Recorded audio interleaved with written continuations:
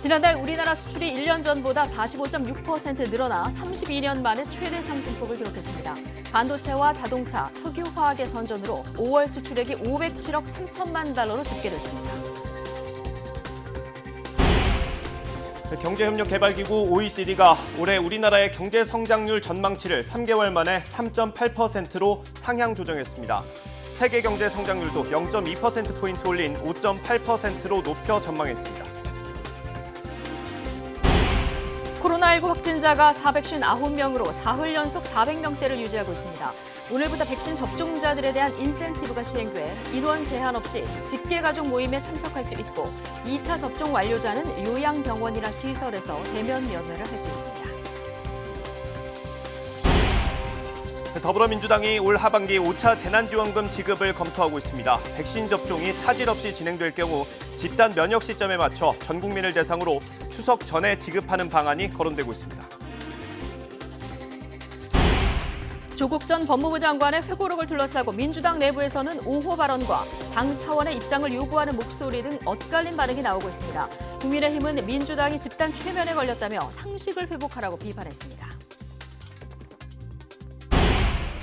온라인 게임으로 알게 된 여성을 스토킹하다가 새 모녀를 살해한 혐의를 받고 있는 김태현의 첫 재판이 열리고 있습니다. 김 씨는 살인과 특수 주거 침입 등 모든 혐의를 인정하는 것으로 전해졌습니다. 시청자 여러분 안녕하십니까? 6월 1일 뉴스앤 이슈 시작합니다. 더불어민주당이 추경을 통해 전 국민에게 재난지원금을 주는 방안을 저울질하고 있습니다. 네, 백신 접종에 발맞춰서 내수 경기를 살리겠다는 취지로 추석 전에 지급하는 방안이 거론되고 있습니다. 국회로 가보겠습니다. 최하연 기자. 네, 국회입니다. 네, 민주당 안에서 논의는 막 시작이 된 것 같은데요. 올해 하반기에 재난지원금 지급 가능성 좀 커진 겁니까? 네, 아직 확답할 수는 없지만 민주당은 지급하는 쪽으로 방향을 잡았습니다. 이 정부 목표대로 백신 접종이 차질 없이 진행될 경우 국민 70%가 1차 접종을 마치는 시기인 9월쯤 지급하는 방안이 거론됩니다. 특히 9월 말 추석 연휴도 있는 만큼 여기에 맞춰 전 국민 재난지원금을 지급하자는 주장도 나오고 있습니다. 이 백신 접종과 발맞춰 내수 경기 활성화의 마중물로 삼자는 취지입니다. 다만 윤호중 원내대표가 올여름 경기에 온기를 불어넣겠다고 밝힌 만큼 시기는 앞당겨질 수도 있습니다. 앞서 문재인 대통령도 확장 재정 기조를 유지할 필요가 있다고 주문한 바 있습니다. 여기에 유력 대권 주자인 이재명 경기지사는 지역화폐형 전국민 재난지원금을 요청했습니다. 이미 재난 기본소득으로 한 차례 이슈를 선점했던 이 지사가 이번에도 선제적으로 나선 겁니다. 관건은 곳간 열세를 쥔 재정당국입니다. 올해 1분기 세수가 전년보다 19조 원 더 거쳤지만 이 기재부는 5차 재난지원금은 검토하고 있지 않다고 밝혔습니다. 여기에 내년 대선 전 돈 풀기에 나섰다는 야당의 공세도 넘어야 할 산입니다. 네, 이번엔 조국 전 장관 회고록 얘기도 한번 해보겠습니다. 여러 논란 속에 오늘 공식 출간했는데 정치권 반응 어떻습니까? 네, 먼저 저희 취재진이 조국 전 장관의 회고록 조국의 시간을 좀 읽어봤는데요. 이 책의 많은 부분에는 윤석열 전 검찰총장에 대한 비판이 담겨 있었습니다. 이 조 전 장관은 윤 전 총장이 충성하는 대상은 오로지 검찰 조직뿐이었다며 이 촛불 혁명보다 조직 보호가 더 중요했다고 썼습니다. 그러면서 윤 전 총장이 문재인 정부를 곧 죽을 권력이라 판단하고 고강도 표적 수사를 통해 정부 압박에 들어갔다고 봐야 한다고 주장했는데요. 또 윤 전 총장이 검찰총장 취임 직후 한동훈 검사장을 자신의 뒤를 잇는 서울중앙지검장에 임명해달라고 요청했다며 어이가 없었고 단호히 거절했다고도 회고했습니다. 조 전 장관의 회고록을 두고 민주당 지도부는 말을 아끼고 있습니다. 하지만 엇갈린 반응들이 나오고 있는데요. 먼저 이동학 청년 최고위원은 대선을 앞두고 출간돼 안타깝다면서 당 차원에서 입장 표명하고 선을 분명히 긋고 가야 한다고 말했습니다. 반면 조국 백서를 쓴 김남국 의원은 조 전 장관 사건은 10년 전 민간인 시절 벌어진 일이라며 당이 대신 사과하는 것은 적절하지 않다고 밝혔습니다. 민주당 내에서 조 전 장관 옹호 발언들이 나오자 국민의힘은 집단 최면에 걸렸다고 비판했습니다. 그러면서 극렬 지지층의 환심만 샀다가는 국민에게 버림받는 패족의 길로 들어설 수 있다며 상식을 회복해야 한다고 강조했습니다. 지금까지 국회에서 전해드렸습니다. 네, 코로나19 상황은 정체 국면입니다. 하루 신규 확진자 수는 사흘 연속 400명대를 기록했습니다. 네, 여전히 학교와 직장처럼 일상에서 집단 감염이 잇따르고 있어서 확진자 규모는 언제든 다시 커질 수 있는 상황입니다. 취재기자 연결합니다. 김종균 기자. 네, 사회부입니다. 네, 신규 확진자 수 어제 하루도 500명을 밑돌았군요. 네, 그렇습니다. 오늘 0시 기준 신규 확진자는 459명입니다. 전날보다 29명 늘었지만 사흘 연속 400명대를 기록했습니다. 감염 경로를 보면 국내 발생이 449명, 해외 유입이 10명입니다. 지역별로는 서울이 146명, 경기 116명, 인천 16명으로 수도권만 278명입니다. 비수도권에선 유흥업 속 집단 감염이 나온 대구가 39명으로 가장 많고 부산 28명, 대전 19명, 강원 13명 등입니다. 코로나19 관련 사망자는 4명 더 늘었고 위중증 환자는 9명이나 늘어 158명입니다. 백신 수급이 원활해지는 가운데 접종도 속도가 날 것으로 보입니다. 어제 하루 1차 접종자는 38만 5천여 명으로 접종률은 11.3%, 또 2차 접종은 2만 7천여 명으로 접종률은 4.2%입니다. 정부는 방역 긴장감이 느슨해질 경우 확진자는 언제든 급증할 수 있는 불안한 국면이라며 철저한 방역 수칙 준수를 거듭 당부했습니다. 지금까지 사회부에서 YTN 김용길입니다. 오늘부터 코로나19 백신 접종 참여율을 높이기 위한 인센티브가 시행됩니다. 네, 요양병원이나 요양시설의 경우 환자와 면회객 가운데 어느 한쪽이라도 백신 접종을 완료하면 대면 면회가 가능해졌습니다. 현장에 저희 취재기자가 나가 있습니다. 양동훈 기자. 네, 경기도 광주시 요양병원에 나와 있습니다. 네, 지금 양 기자가 나가 있는 그 요양병원에서도 아침에 대면 면회가 이루어졌다고요? 네, 그렇습니다. 제가 나와 있는 요양병원 3층에서는 오전과 오후 각각 한 차례씩 대면 면회가 진행됩니다. 면회자들이 2차 접종까지 모두 마쳐 대면 면회가 가능해진 건데요. 면회에 앞서 감염 예방을 위해 체온 체크나 손 소독 등 방역 조치도 철저하게 진행되고 있습니다. 첫 면회가 이뤄진 것은 오늘 오전 9시쯤이었는데요. 요양병원에 입원해 있던 70대 어르신이 1년 반 만에 남편의 손을 꼭 잡고 반가움과 그리움이 뒤섞인 눈물을 하염없이 흘리기도 했습니다. 오늘부터 이처럼 전국 요양병원과 요양시설에서는 환자나 면회자 중 한쪽이라도 2차 접종을 마치면 대면 면회가 가능합니다. 백신 접종률을 끌어올리기 위해 인센티브도 여럿 제시되고 있는데요. 백신을 한 번이라도 맞은 사람은 현재 8명으로 제한된 직계가족 모임에 인원 제한 없이 참석할 수 있습니다. 또 1차 접종을 마친 어르신들은 복지관이나 경로당 프로그램을 이용할 수 있게 됩니다. 2번까지 접종을 마친 경우 마스크를 벗고 이뤄지는 노래교실이나 관악기 강습 등의 프로그램도 참여 가능합니다.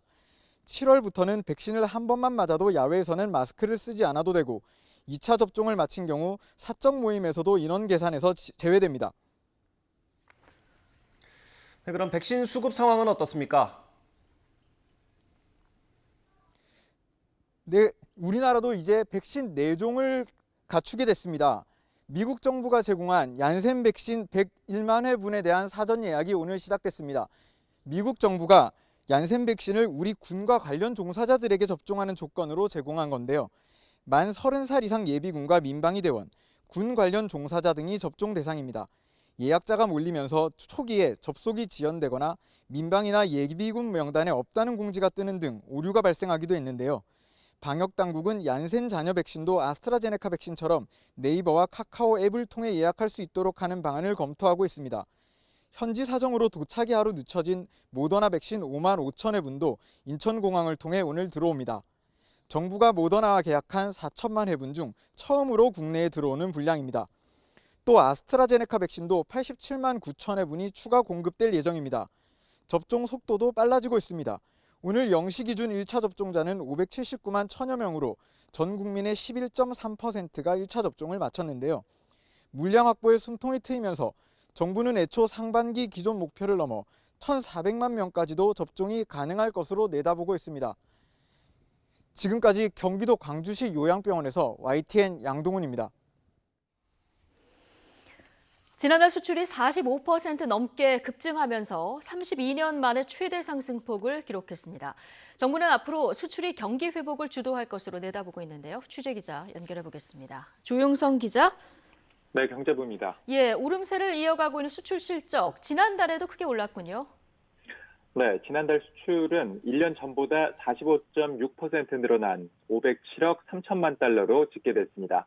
산업부는 수출 증가율이 1988년 8월 이후 32년 만에 가장 많이 상승했다고 강조했습니다. 또 지난 4월에 41.2% 늘어난 데 이어 두 달 연속 40%대 성장은 처음 있는 일이라고 덧붙였습니다. 이처럼 우리나라 수출은 7개월 연속 증가세를 이어가고 있습니다. 15대 주력 품목 가운데 14개가 늘었는데요. 특히 11개월 연속 증가세인 반도체는 규모가 100억 달러를 넘었고 자동차 94%, 석유화학 95%, 석유 제품 164% 정도 증가했습니다. 네, 앞으로의 전망은 어떻습니까?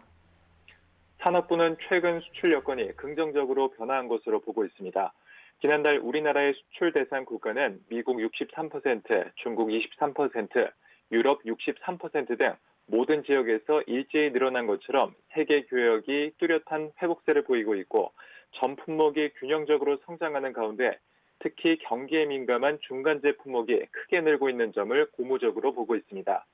아울러 수출 1위 품목인 반도체 시장이 화랑을 보이는 점도 전망을 밝게 하는 요인으로 꼽힙니다. 이처럼 우리나라 수출의 지속적인 성장을 위한 여건이 조성된 것으로 보고 앞으로도 수출이 경기 회복을 이끌 것으로 기대하고 있습니다. 지금까지 경제부에서 YTN 조용성입니다. 2억 원 기획재정부 제1차관이 5월 소비자 물가가 높은 수준이 될 거라고 내다봤습니다. 이 차관은 오늘 거시경제금융회의에서 비교 기준인 지난해 5월 물가가 매우 낮아 올해 5월 물가가 높게 형성될 수 있다고 말했습니다. 또 올해 2분기 소비자 물가가 일시적으로 2%를 넘길 수 있다고 덧붙였습니다. 이 차관은 다만 하반기에 농축산물 수급이 나아지고 원자재 가격이 안정되며 올해 물가가 한국은행의 안정 목표인 2%를 넘기는 일은 거의 없을 것으로 진단했습니다. 경제협력개발기구 OECD가 올해 세계 경제 성장률 전망치를 지난 3월에 5.6%보다 0.2%포인트 올린 5.8%로 상향 조정했습니다. 백신 공급과 선진국들의 적극적인 부양책으로 경제 회복 속도가 더 빨라지고 있다는 건데, 하지만 전 세계적인 백신 공급 불균형이 경제 회복의 발목을 잡을 수 있다고도 경고했습니다. 이동원 기자입니다. 경제협력개발기구 OECD가 현지 시간 월요일 발간한 경제 전망 보고서를 통해 올해 세계 경제가 5.8% 성장할 것이라고 전망했습니다. 지난 3월의 전망치보다 0.2%포인트 상향 조정한 것으로 지난해 3.5% 역성장을 고려하더라도 인상적인 성장세입니다. The prospects for the global economy have improved considerably in recent months, and the outlook is brightening. So we have revised up our growth projections for 2021 to the highest growth rate since 1973. 백신 보급과 봉쇄에 대한 적절한 대처, 그리고 확장적 재정과 완화적 통화 정책을 그 원인으로 들었습니다. 주요 20개국 가운데 인도의 성장률 전망치가 9.9%로 가장 높고 중국 8.5%, 영국 7.2%, 미국 6.9%의 순입니다. 우리나라의 경제 성장률도 3.3%에서 3.8%로 상향 조정됐습니다. 내년 성장률 또한 0.4%포인트 상향한 4.4%로 전망하며 대부분 국가가 내년 말까지 팬데믹 이전 국내 총생산을 넘어설 것으로 내다봤습니다. 하지만 경제 회복 속도는 나라별, 부문별, 개인별로 차이를 보일 것이며 특히 저개발 국가의 백신 부족은 세계 경제 회복의 걸림돌이 될 것이라고 경고했습니다. We need to collectively help emerging market economies more, boosting the production of vaccines, improving health infrastructure, and testing capacities. 최근 일고 있는 인플레이션 우려에 대해서는 수요 분출과 공급망 병목에 따른 일시적인 현상으로 분석했습니다. OECD는 따라서 회원국들에게 완전 고용이 이루어질 때까지 완화적 통화 정책을 유지하고 피해 계층에 집중된 확장적 재정 정책을 계속할 것을 제안했습니다. YTN 이동원입니다. 20대 여성을 스토킹하고 새 모녀를 살해한 혐의를 받고 있는 김태현의 첫 재판이 조금 전에 종료됐습니다. 김태현 측은 법정에서 모든 공소 사실은 인정하지만 첫 번째로 살해한 피해자 가족은 우발적인 살인이라고 주장했습니다. 자세한 소식 취재기자 연결해서 알아보겠습니다. 박희재 기자. 네, 사회부입니다. 재판이 조금 전에 끝났다고요? 네, 그렇습니다. 오늘 오전 11시 5분쯤 서울 북부지방법원에서 이루어진 김태현에 대한 첫 공판이 조금 전 마무리됐습니다. 오늘은 첫 공판 기일로 피고인 출석 의무가 있는 만큼 김태현은 푸른색 수의를 입은 채 법정에 직접 출석해 재판을 받았습니다. 구속 기소 상태인 만큼 법정 외부로 직접 모습을 드러내지는 않았습니다. 수감돼 있던 구치소에서 버스로 북부지검으로 이동해 지하 통로를 거쳐 재판이 열리는 법정에 도착했습니다. 법정에선 피고인의 신상을 묻는 인정신문이 끝난 뒤 곧바로 검사 측이 공소 사실을 설명했는데요. 검찰은 김태현은 2020년 11월부터 피해자와 온라인 게임을 하며 SNS 등으로 친분을 쌓다가 실제로 지난 1월에 만남도 한 차례 이루어졌다고 밝혔습니다. 이후 피해자 측 거부 의사에도 억지로 만남 등을 요구하다가 온라인상에서 피해자 측 택배 배송 주소가 나온 사진 등을 통해 주소를 알아낸 뒤 집 주변을 찾아가기 시작했는데요. 이 과정에서조차 거절당하는 등 이유로 강한 적대심을 품게 됐다고 검찰 측은 말했습니다. 이어 지난 3월엔 피해자는 물론 피해자 가족도 접촉하게 될 경우 살해할 의도를 갖고 미리 범행 도구를 구한 뒤 서울 노원구에 있는 피해자 자택을 찾아갔다고 설명했는데요. 도착한 뒤엔 물품을 배송하러 온 것처럼 꾸며 현관문을 두들기고 기다렸다가 문이 열리자 피해자 여동생을 이후에 도착한 어머니와 피해자를 차례대로 살해했다고 검찰 측은 말했습니다. 이후 김태현 측 변호인은 공소 사실을 모두 인정한다고 말했는데요. 다만 피해자의 가족을 살해할 의도는 없었다며 피해자 여동생을 살해한 건 우발적인 범행이라고 주장했습니다. 김태현은 그동안 법원에 반성문을 모두 내부 제출했는데요. 이날 법정으로부터 발언권을 부여받은 유족 측은 김태현이 제출한 반성문을 인정할 수 없다며 재판부에 엄벌을 재차 탄원했습니다. 앞서 검찰은 살인과 특수주거침입 등 모두 5개 혐의를 적용해 지난 4월에 김태현을 구속 기소했는데요. 다음 재판은 오는 29일에 진행될 예정입니다. 지금까지 사회부에서 YTN 박희재입니다. 김호수 신임 검찰총장이 오늘부터 2년 임기를 시작합니다. 김 신임 총장은 오늘 오후 청와대에서 문재인 대통령으로부터 임명장을 받고 이후 대검찰청에서 취임식을 열 예정입니다. 김 신임 총장은 지난 3월 자리에서 물러난 윤석열 전 총장에 이은 44대 검찰총장이자 문재인 정부의 세 번째 검찰총장입니다. 김호수 신임 검찰총장은 취임하자마자 현 정부 인사들이 연루된 민감한 사건들부터 어떻게 처분할지 결정해야 합니다. 취임 전부터 논란이 된 정치적 중립성이 시험대에 오른 셈입니다. 나혜인 기자의 보도입니다. 김호수 신임 검찰총장의 정치적 중립성은 총장 후보로 거론될 때부터 화두였습니다. 현 정부 들어 법무부 차관으로 박상기, 조국, 추미애 전 장관을 잇따라 보좌했고 공정거래위원장 등 요직마다 단골로 후보에 이름을 올렸기 때문입니다. 제가 검사로 재직하는 동안 정치적 중립성과 관련된 논란은 저는 한 번도 없었다고 생각하고요. 모든 검사들이 선호하는 중앙지검 특수일부장을 소위 이전 정부에서 역임을 했고요. 김 총장 스스로는 논란을 일축했지만 당장 취임하자마자 현 정권 인사들이 연루된 사건들을 어떻게 처분할지 이목이 쏠립니다. 월성원전 경제성 평가 조작 의혹 사건을 수사해온 대전지검은 이미 백운규 전 산업통상자원부 장관과 최이봉 전 청와대 산업정책비서관 등 핵심 인물들을 재판에 넘기겠다고 대검찰청에 보고한 상황입니다. 김학의 전 차관 불법 출국 금지 의혹을 수사하는 수원지검도 이광철 청와대 민정비서관을 기소하겠다는 방침을 대검에 전달했습니다. 두 사건 모두 직무대행이던 조남관 대검차장이 결론을 내지 않으면서 김 총장에게 공을 넘겨놨습니다. 만약 김 총장이 수사팀 의견과 엇박자를 낸다면 곧바로 방탄총장이라는 비판에 직면할 가능성이 큽니다. 특히 김 전 차관 사건의 경우 김 총장 본인이 수원지검 서면 조사를 받는 등 연루돼 있어 수사 지휘는 회피할 방침인데 조국 전 법무부 장관이나 윤대진 전 검찰국장 등 다른 윗선 수사 확대에 영향이 있을지 주목됩니다. 이 밖에도 이용구 법무부 차관의 택시기사 폭행 사건이나 김학의 전 차관 관련 청와대 기획사정 의혹, 윤석열 전 검찰총장 가족을 둘러싼 사건 등도 처리 방향에 관심이 쏠립니다.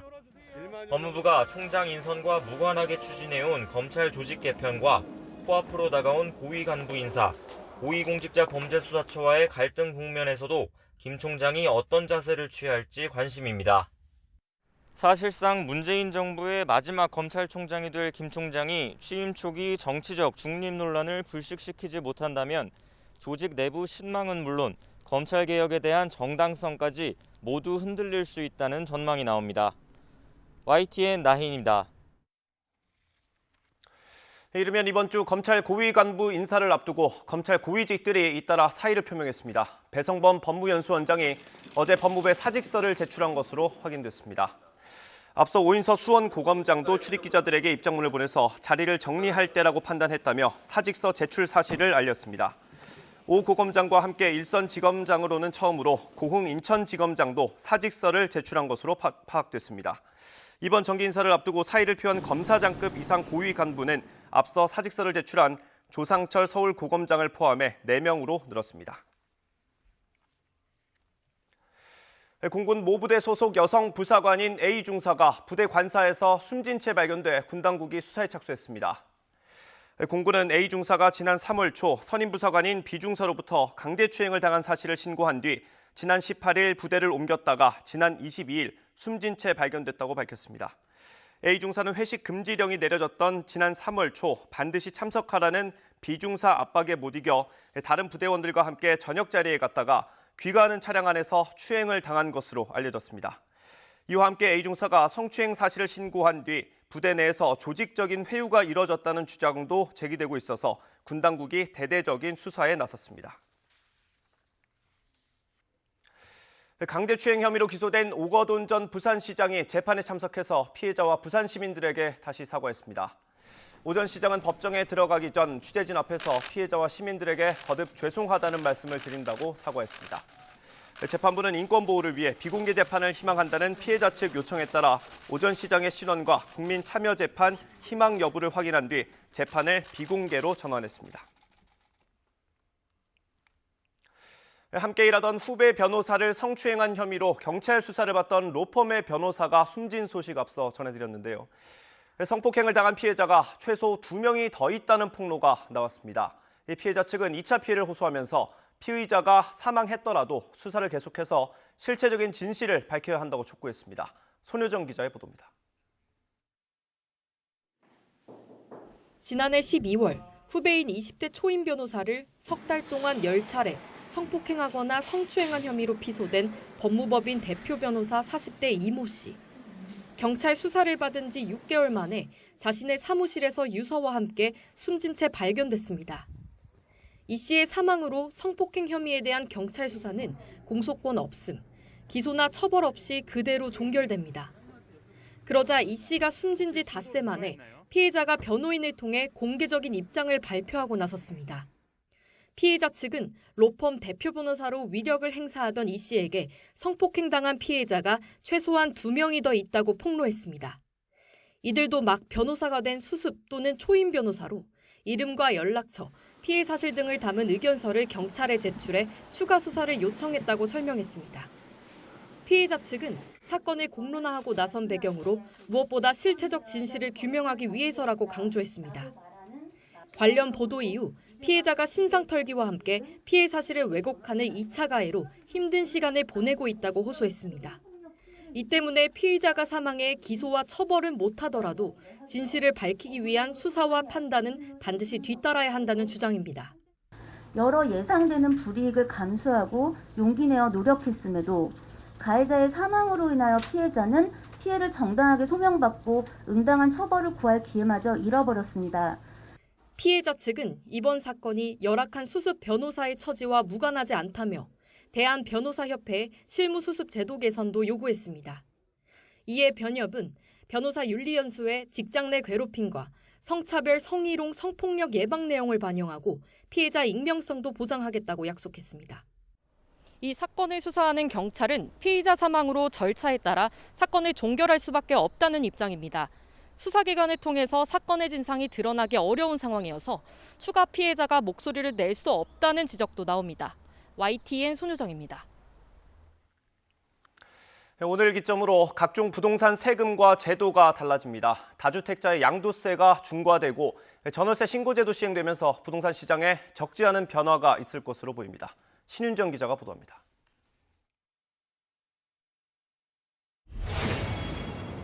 오늘부터 다주택자가 집을 팔 때 적용되는 양도세 최고 세율이 75%로 뜁니다.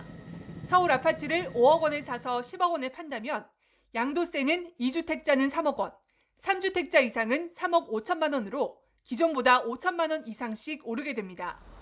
다주택자가 아니라도 주택 보유 기간이 짧다면 양도 차익 대부분을 세금으로 내야 합니다. 집이 1억 오른다 해도 1년 안에 팔면 양도세로 7,500만 원을 내야 하기 때문에 다른 거래세를 고려하면 사실상 남는 게 없습니다. 투기 수요를 차단하는 데 효과가 있지만 부동산 거래를 크게 위축시킬 거란 우려도 나옵니다. 6월 1일 이후에는 거래량이 급격하게 감소하는 거래 절벽과 매물 잠김 현상이 더 심해질 것으로 예상됩니다. 임대차 보호 3법의 마지막 조각인 전월세 신고제가 오늘부터 시행돼 전세와 월세를 계약하면 한 달 안에 신고해야 합니다. 전월세 거래 정보가 투명하게 공개되고 확정일자가 자동으로 부여돼 세입자 보호가 한층 강화될 것으로 보입니다. 단 집주인들이 임대소득이 노출되면 각종 세금을 더 낼 것을 우려해 전셋값이나 월세를 미리 올리거나 매물을 아예 걷어들일 수도 있습니다. 전월세 신고제까지 시행이 되면서 임대차 3법이 본격적으로 가동돼서 민간 아파트 전세 물건이 더 부족해질 가능성이 제기되고 있습니다. 오늘 기준으로 집주인에게 매겨지는 보유세가 작년보다 강화됩니다. 올해부터 공시가격 현실화 로드맵이 적용되는 데다 다주택자 종부세율도 작년보다 배 가까이 오릅니다.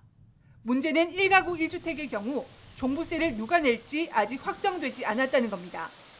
더불어민주당 부동산 특위는 주택가격 상위 2%를 제안했는데 정부 여당은 공청회 등을 거쳐 이번 달 중에 결론 낼 방침입니다. YTN 신윤정입니다. 미국이 오바마 대통령 시절인 지난 2012년부터 3년 동안 메르켈 독일 총리를 포함해 유럽의 정치인들을 감청했다는 폭로가 나왔습니다. 이번 폭로에 거론된 국가들은 동맹국 간에 용납 못할 일이라고 성토했습니다. 보도에 최문석 기자입니다. 메르켈 독일 총리 등 유럽 정치인들에 대한 미국의 감청 의혹이 폭로되자 독일과 스웨덴 등 해당 국가 모두 발끈했습니다. Die Bundesregierung hat die Berichterstattung zur Kenntnis genommen. Sie steht zur Aufklärung mit allen relevanten nationalen wie internationalen Stellen im Kontakt.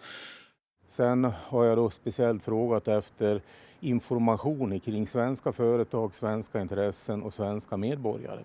Så att vi har velat haft full information och korten på bordet i det här.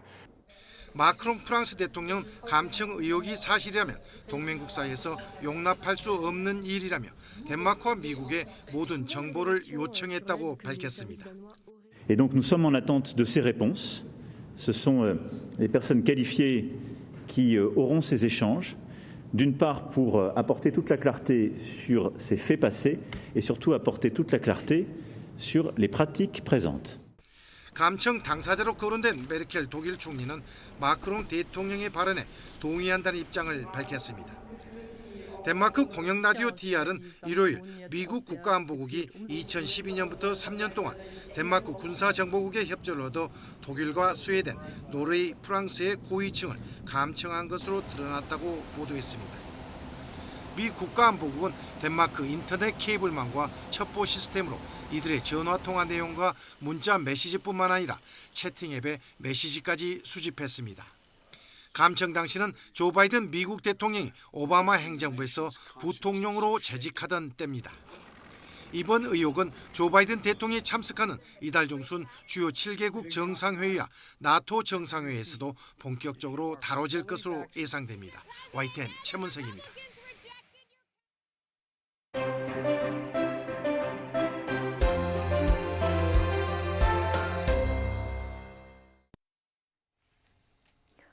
네, 오늘의 정치권 소식 김영준 명지대 교수 그리고 배종호 세한대 교수 두 분과 이야기 나눠보겠습니다. 어서 오십시오. 네, 안녕하세요. 예, 안녕하십니까? 어서 오십시오. 자, 조국 전 법무부 장관이 출간한 회고록 조국의 시간을 두고 지금 정치권이 술렁술렁하고 있습니다. 특히 내년 대선을 앞둔 여당으로서는 지도부가 입장을 정리해야 한다, 아니다. 의견이 엇갈리고 있는데요. 또다시 찾아온 조국의 시간 관련 영상 먼저 보고 오시겠습니다.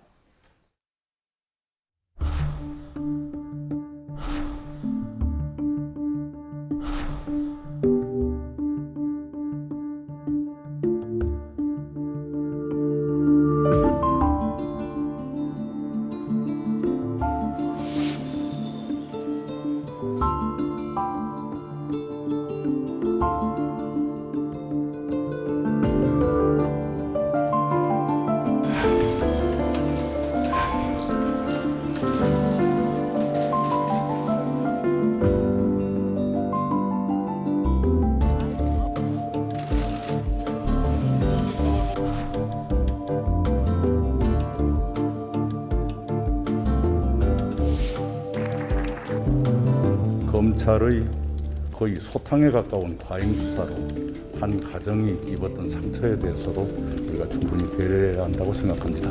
국민들께서 가장 바라는 개혁이 바로 검찰 개혁이에요.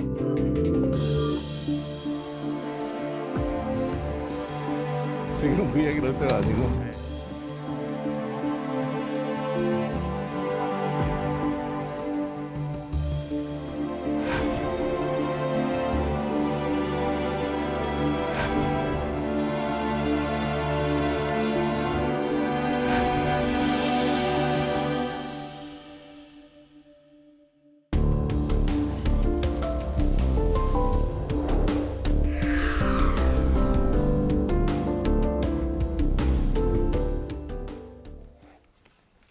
네, 자, 조국 전 장관의 회고록 오늘이 공식 발간일인데요. 선주문으로 이미 8쇄까지 돌입한 이런 상황입니다. 발간하자마자 베스트셀러 1위인데 혹시 책 사셨습니까? 아직은 못 샀죠. 아, 예, 내용은 이제 봤죠. 예, 네. 개요는 지금 언론을 통해서 전해지고 있는 이런 상황인데요. 376종 분량, 주로 어떤 내용들이 좀 전해지고 있습니까? 뭐 한마디로 정리하면은 자신과 자신들의 가족은 검찰의 표적 수사였다. 검찰 조직들의 기득권을 유지하기 위한 그런 표적 수사의 희생양이었다. 라는 것 아니겠습니까? 그렇게 정리가 되는데 이제 중요한 것은 왜 이런 시기에 이런 책을 내놨을까?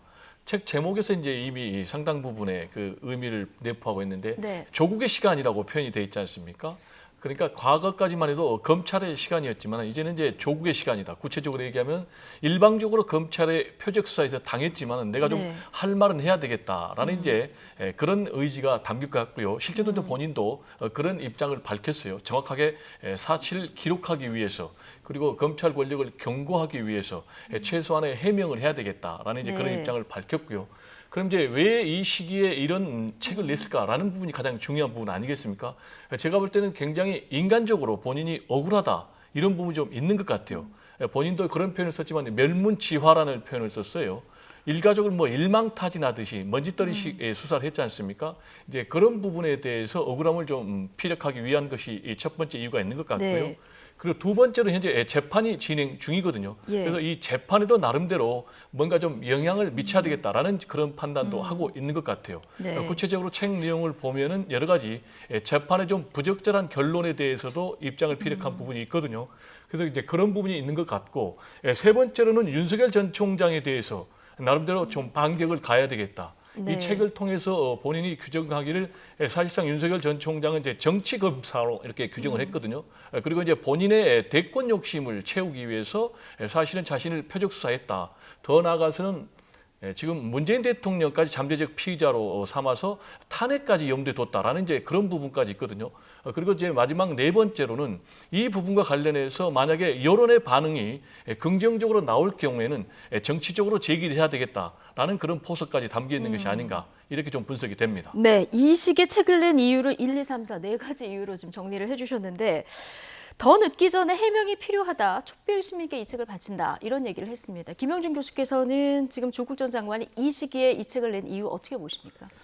대한민국 헌법 제10조 모든 국민은 행복을 추구할 권리가 있다. 제21조 대한민국 국민은 언론 출판의 자유가 있고 22조에는 학문과 예술의 자유를 누린다고 되어 있습니다. 이 시점에서 조국 전 장관이 자기 회고록을 쓰는 것에 대해서 자신의 판단에서 쓴 것에 대해서는 우리가 뭐라 할 수 없어요. 예. 다만 이 시점에서 조국 전 장관이 이렇게 쓴 부분에 대해서는 아주 단정적으로 얘기하면 참으로 어리석고 이기적이다라는 말을 좀 드리고 싶어요. 자, 그렇다면 그렇게 당당하고 그렇게 떳떳하면 제가 세 가지를 조국 장관한테 물어보고 싶어요. 그럼 왜 35일 만에 법무장관을 사퇴했죠? 그렇게 당당한 사람이. 두 번째, 그렇게 당당하다고 하면은 진실을 밝혀야 할 법정에서 왜 300번 넘게 진술을 거부하죠? 지금 회고록에서 나와 있는 거를 진술을 왜 거부할 이유가 없잖아요. 예. 세 번째, 올해 1월 29일 날 서울대학교가 조국 전 장관에서 직위 해제 결정을 내렸어요. 그 이유는 뭐냐면은 작년에 말에 그 불기소된 부분이 있지 않습니까? 뇌물수수와 직권남용 혐의로 불구속하니까 서울대가 1월 29일 날 직위 해제를 했어요. 예. 그때 조국 전 장관이 뭐라고 얘기하냐면 서울대 결정을 수용하겠다. 수용하지 말아야죠. 그렇게 당당하고 그렇게 떳떳하고 가족의 피를 찍어서 글을 쓸 정도로 진실을 얘기한다고 한다면 그러니까 지금까지 얘기한 거와 회고록에 대한 부분을 보면은 이해하기가 어렵다. 그런 의미에서 제가 어리석다고 얘기를 하는 것이고, 또 하나는 지금 기소된 상태에서 회고록을 쓰는 경우는 아주 극히 이례적인 겁니다. 예. 모든 결정이 나고 그리고 나서 아주 자신에 대해서 성찰하면서 회고록을 쓸 수 있다는 거는 있을 수 있지만 지금 법원 판결을 앞두고 이렇게 회고록을 쓰니까 두 가지 면에서 혹시 법원 결정에 영향을 주기 위해서 쓰는 것인가? 아니면은 이 자체가 상당히 자신의 이익만을 생각하면서 다시 해서 집권당이라든지 촛불을 든 시민들은 생각하지 않고 오로지 자기 자신만의 이익을 위해서 쓴 글이 아닌가 라고 하는 의심을 받을 수밖에 없다는 의미에서 저는 개인적으로 이거는 어리석고 이기적이다. 라는 평가를 좀 하고 싶습니다. 예, 여러 가지 이제 회고록에 대해서 김영준 교수님처럼 이제 비판의 시각도 나오고요. 또 너무 과잉 수사를 받았기 때문에 가족이 풍비박산이 된 데 대해서 어떤 회고록에 대해서 이해를 한다 이런 반응도 동시에 나오는 이런 상황인데 어쨌든 조국 전 장관이 좀 정치적인 의미를 부여하지 말아달라 이렇게 책에서 당부를 했는데 그러나 이미 이제 정치 중심으로 좀 올라온 이런 상황이에요.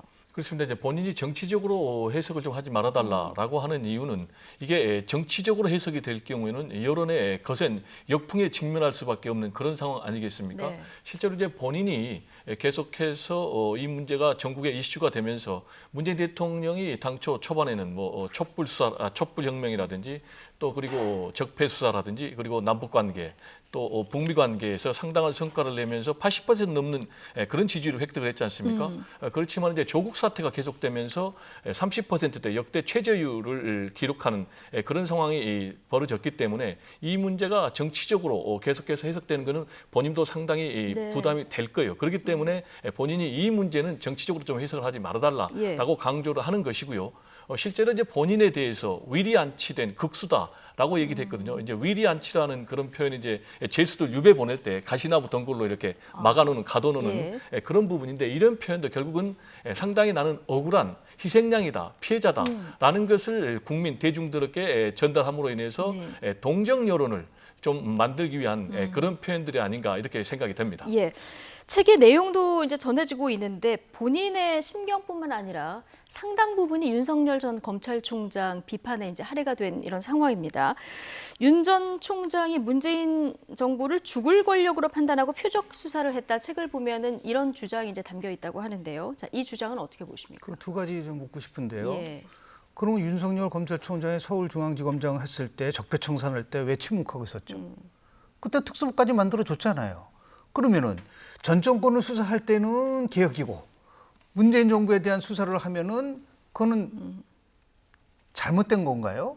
일관성 있게 지금 수사를 하는 것을 가지고 자신한테 유리하면 괜찮고 불리하면 나쁜 건가요? 그걸 묻고 싶고 그리고 윤석열 검찰총장에 대해서 비판하는 글을 보면은 검찰은 결국은 기소를 하고 그러고 나서 최종 판단은 재판부가 하는 거잖아요.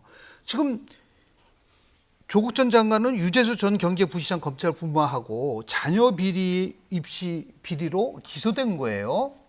그런데 중앙지법 형사 25부 재판에서 정경심 교수가 딸을 단국대학교 논문 일주일에 올려준 것이나 호텔 인턴십 확인서를 호의로 받는 것 등의 조 장관이 관여했다고 인정했어요. 재판부가 인정한 겁니다. 검찰이 구형하면서 검찰이 얘기한 게 아니란 말이에요. 예. 재판부가 얘기한 부분에 대해서는 왜 그러면 침묵하고 있죠? 그래서 자꾸만 이 검찰이 자신을 수사하고 자신을 보복하고 하는 거로 몰고 가니까 뭔가 잘못 생각하고 있는 것은 아닌가. 그런 생각이 들 수밖에 없고요. 그리고 지금 자꾸만 뭐 정치적으로 해석하지 말아달라? 이게 한마디로 자기는 정치적으로 행동하고 나서 국민들에게는 정치를 해석하지 말라. 굉장히 편의주의적이고 굉장히 이기적이란 말이 그런 겁니다. 네. 그럼 아예 쓰지 말아야죠. 지금 이것 때문에 얼마나 이제 향후에 민주당인가 대통령의 지지도에 대해 조금 후에 말씀을 드리겠지만 저는 엄청난 나름대로 아주 나쁜 영향을 줄 가능성이 굉장히 크단 말이에요. 네. 이런 부분 속에서 정치적으로 해석하지 말아달라든지 윤석열을 공격, 굉장히 정치적인 행보를 하고 있으면서 정치로 해석하지 말아달라는 거는 이중적이에요. 예. 그리고 이게 앞뒤가 안 맞는 거란 말이죠. 그러면서 보면 참 적절하지 못하고 참 이해하기 힘든 그런 우리 시간을 맞고 있는 거 아닌가. 조국의 시간이 아니라 국민들이 이해하기 힘든 시간을 지금 맞이하고 있다라는 말씀을 드리고 싶습니다. 김영준 교수님 말씀 중에 전 정권 수사에 대해서는 적극적으로 옹호했는데 현 정권 수사에 대해서는 부당하다고 하는 게 맞느냐 이런 지적을 해주셨는데 배종호 교수님 의견은 어떻습니까? 검찰의 수사의 원칙은 일관성이 있어야 되겠죠. 형평성이 있어야 되겠죠. 그런데 이제 조국 전 법무장관의 사태와 또 이 수사를 보면서 단순하게만 보면 저는 안 될 것 같다라는 생각이 들어요. 이 사건은 굉장히 복합적으로 좀 접근해야지 객관적으로 우리가 접근할 수 있다 이런 생각이 좀 드는 게 첫 번째로는 과연 이 조국 사태와 관련해서 조국 전 장관을 비롯한 조국 일가의 불법 비리가 있었느냐 없었느냐 이 부분과 관련해서는 분명히 검찰 수사를 통해서 또 재판을 통해서 밝혀져야 되고요. 이제 말씀하신 대로 뭐 인턴 허위 조작했다라든지 이런 부분은 본인도 잘못됐다고 지금 사과를 하는 그런 입장에 나오고 있고 그리고 두 번째로는 그러면은 검찰의 과연 수사는 공정했는가, 과잉 수사 이런 부분은 없었는가라는 부분도 봐야 되겠고요. 그리고 세 번째로는 과연 이런 검찰 수사와 관련해서 그 배경 그러면 이제 검찰이 이 조국의 전 장관의 주장처럼 검찰 개혁을 저지하기 위해서 표적 수사를 삼았느냐 안 삼았느냐 이런 부분도 봐야 되겠고요. 네. 또 하나는 과연 윤석열 전 총장이 조국 전 법무장관의 주장에 따르면은 이미 당시에 보수의 가장 강력한 대권 주자였다. 따라서 대권력이 깔려 있다라고 주장을 하는데 그럼 그런 부분까지 염두에 둔 표적 수사였는지 아니었는지라는 부분도 담겨 해석을 해야 되겠고요. 그리고 마지막으로는 검찰 개혁을 위한 표적 수사가 있었다. 이 부분에 대해서 이 주장에 대해서 그렇죠. 그 부분도 제가 볼 때는 이 조국 사태와 관련해 다 맞물렸기 때문에 이 부분도 판단해야 되겠고요. 그다음 마지막으로 당시만 해도 정치권에서는 가장 강력한 여권의 대선 주자가 조국 전 법무장관이다 이렇게 평가를 받았거든요. 과연 이런 부분은 없었는지 이런 부분까지 좀 종합적으로 봐야만이 이 문제에 대해서 실체적 진실에 최대한 우리가 가깝게 접근할 수 있지 않나 이런 생각이 좀 듭니다. 자, 이 조국의 시간을 마주한 민주당에서는요. 응원 목소리도 나오고 다시 수렁에 빠질 수 없다 이런 쓴소리도 동시에 나오는 상황입니다. 특히 당이 이 문제에 대해서 입장을 정리해야 한다, 아니다. 찬반 양론이 나뉘면서 지금 갑론을박 중인데요. 여당 내부 반응 그리고 야당 반응까지 같이 듣고 오시죠. 제일 큰 국민들이 좀 지적하고 계시는 부분들 여러 가지로 확인이 되는 게 부동산을 비롯한 민생 정책에서의 무능 그리고 고위 공직자들의 임명이라든지 청문회라든지 논란 등에 대해서 이전과는 다른 잣대를 가지고 있었던 거 아니냐 때문에 나오는 내로남불 논란이거든요. 그 부분에 대해서 민주당은 어떻게 달라지겠다라고 하는 입장을 밝히고 보여드리는 거다. 그거는 민주당이 의무적인 일이다. 이렇게. 사실 회고록이 이번에 나오는 게 아니라 다음 대선 끝나고 시간이 좀 해결해 줄 수 있는 문제. 지금은 사실 나오자마자 조국 교수님 사과 여러 번 하셨거든요. 그 사과에 대해서 아무도 집중하지 않아요. 언론사들도 써주지 않습니다. 이건 시간이 해결해 줄 문제라고 봤습니다. 네, 그래서 조금 지금 이 시점에 나온 것이 저로서는 상당히 안타깝다고 생각되고 조국 전 장관 같은 경우에는 민정수석이었고 법무부 장관이었기 때문에 사실상 민주당의 당적을 보유할 수 없는 공무원 신분이었습니다. 그리고 지금 이제 사건이 진행 중이어서 재판받는 그런 어떤 사건 내용을 보더라도 공무원 시절에 저질렀던 어떤 권력형 비리 그게 아니고 과거에 한 10여 년 전 있었던 사인 민간인 시절에 벌였던 일이기 때문에 이것을 당이 대신 나서서 사과를 한다는 것 자체가 주체로서 좀 적절한가라는 이런 좀 고민이 있고요. 자신의 잘못을 반성하기는커녕 변명과 원망으로 일관하면서 대한민국의 법치를 부정하고 있는데 이런 사람을 책망하기는커녕 사이비 교주처럼 떠받들고 동조하다가 나중에 광신도라는 비판을 면하기 어려운 사태에 직면하는 일이 없어야 할 것입니다. 조리어 청가를 부르며 극렬 지지층의 환심만 줬다가는 국민에게 버림받는 패적의 길로 들어설 뿐입니다. 제발 상식을 좀 회복합시다. 김기현 원내대표 사이비 교주 광신도 매우 거친 이제 비판의 발언을 내놓는 거 듣고 오셨는데요. 야당의 비판은 예상됐던 일이고요. 이제 여당 내 반응을 좀 보겠습니다. 지금 세 분의 얘기를 듣고 왔는데, 자, 지도부가 입장을 내놔야 된다, 말아야 한다. 그리고 조국 전 장관이 사과는 여러 번 했지만 지금 시점이 부적절하다. 굉장히 다양한 의견들이 나오고 있거든요. 지금 송영길 대표가 민심 경총 프로젝트를 진행을 하고 있고 그 일환으로 민주당 자체적으로 FGI 조사를 했잖아요. 자체 조사에서 가장 많이 나온 게 민주당이 무능, 위성, 내로남불의 이미지가 고착화가 되고 있는 586 꼰대 정당으로 변하고 있다는 부분이 아주 굉장히 아픈 부분이었었어요. 그건 제가 얘기한 게 아니라 FGI에서 나온 겁니다. 그래서 4.7 재보궐선거를 패배한 이후에 초선 의원들이 모여서 조국 문제에 관련돼서도 사과할 건 사과해야 된다고 얘기를 했었잖아요. 그러면 지금 얘기하는 내로남불과 위선의 가장 전형적인 인물이 조국 전 장관이라는 거는 많은 부분 속에서 지적이 나왔었던 거, 민주당 자체에서 나왔던 겁니다. 그런데 이제 와서 조국의 시간에 관련돼서 긍정적으로 평가하고 부정적으로 평가하려고 하는 부분들이 나오는데 지금 민주당은 세 가지의 쉽게 표현해서 큰 바람에 쌓여 있어요. 첫 번째 바람이 이준석 바람입니다. 지금 국민의힘은 새로 불어 변화하려고 막 일어나고 있는데 여기서 오히려 조국 수호에 앞장선다는 것에 굉장히 민주당은 고민스러운 것이고, 두 번째는 결국은 조국 자체에 대해서 저는 송영길 대표가 분명한 입장 표명을 해야 된다고 봅니다. 다시 얘기해서 민주당이 재집권하려고 한다면 과거 김종인 전 비상대책위원장이 두 전직 대통령에 대해서 사과를 한 적이 있잖아요. 그 사과를 한 부분, 본인이 사과를 하는 거는 그렇다 치더라도 지금 김남국 의원 같은 경우는 공직자가 아니기 때문에 사과할 필요가 없다. 그러한 논리를 가지고 접근을 하면은 지금도 대통령의 지지가 지금 굉장히 상승세를 타고 있는 부분이 있어요. 20대에서 전주에 비해서 YTN 리얼미터 조사에 의하면 9.2%포인트나 높아졌습니다. 그런데 이러한 조국 사태 같은 경우 조국 시간이라는 걸 가지고서 민주당이 호적거리면은 저는 분명히 다음 주 조사를 보면 YTN 조사를 보면은 거기에 상응하는 나름대로 요동치는 부분이 나올 거라고 좀 보고요. 대통령 지지율에도 변수가 될 수 있다. 그리고 민주당의 지지율도 굉장히 변수가 있을 것이다. 이 부분을 빨리 송영길 대표가 어떤 형태든 간에 매듭을 짓고, 다만 아쉬운 부분은 대권 후보라는 분들이 친문 팬덤 정치에 너무 의식을 해가지고 이 부분을 너무 지나치게 과잉적으로, 예를 들어 조국이가 희생당했다, 조국은 정치 보복이다 이런 얘기를 한다고 한다면 제가 여쭤보고 싶어요. 그렇고 따지면은 박근혜 전 대통령은 정치 보복입니까? 박근혜 전 대통령은 표적 수사한 겁니까? 아니잖아요. 근데 많은 국민들은 적폐청산 잘했다고 얘기를 했지 않습니까? 70%가. 그런데 왜 조국에 대해서는 이게 표적 수사이고 왜 이것이 나름대로 정치 보복인가에 대한 논리적인 성립이 되질 않아요. 이제는 대권을 바라보는 후보자분들이라고 한다면 정확하게 민심을 파악할 수 있는 그런 용기와 그런 지혜가 필요한 시점이 아닌가라는 생각을 좀 합니다. 그러니까 대통령 국정 동력을 위해서도 정권 재창출을 위해서도 이 조국 사태에 대한 분명한 입장을 지금 송영길 대표가 좀 밝힐 필요가 있다, 이런 의견을 주셨는데요.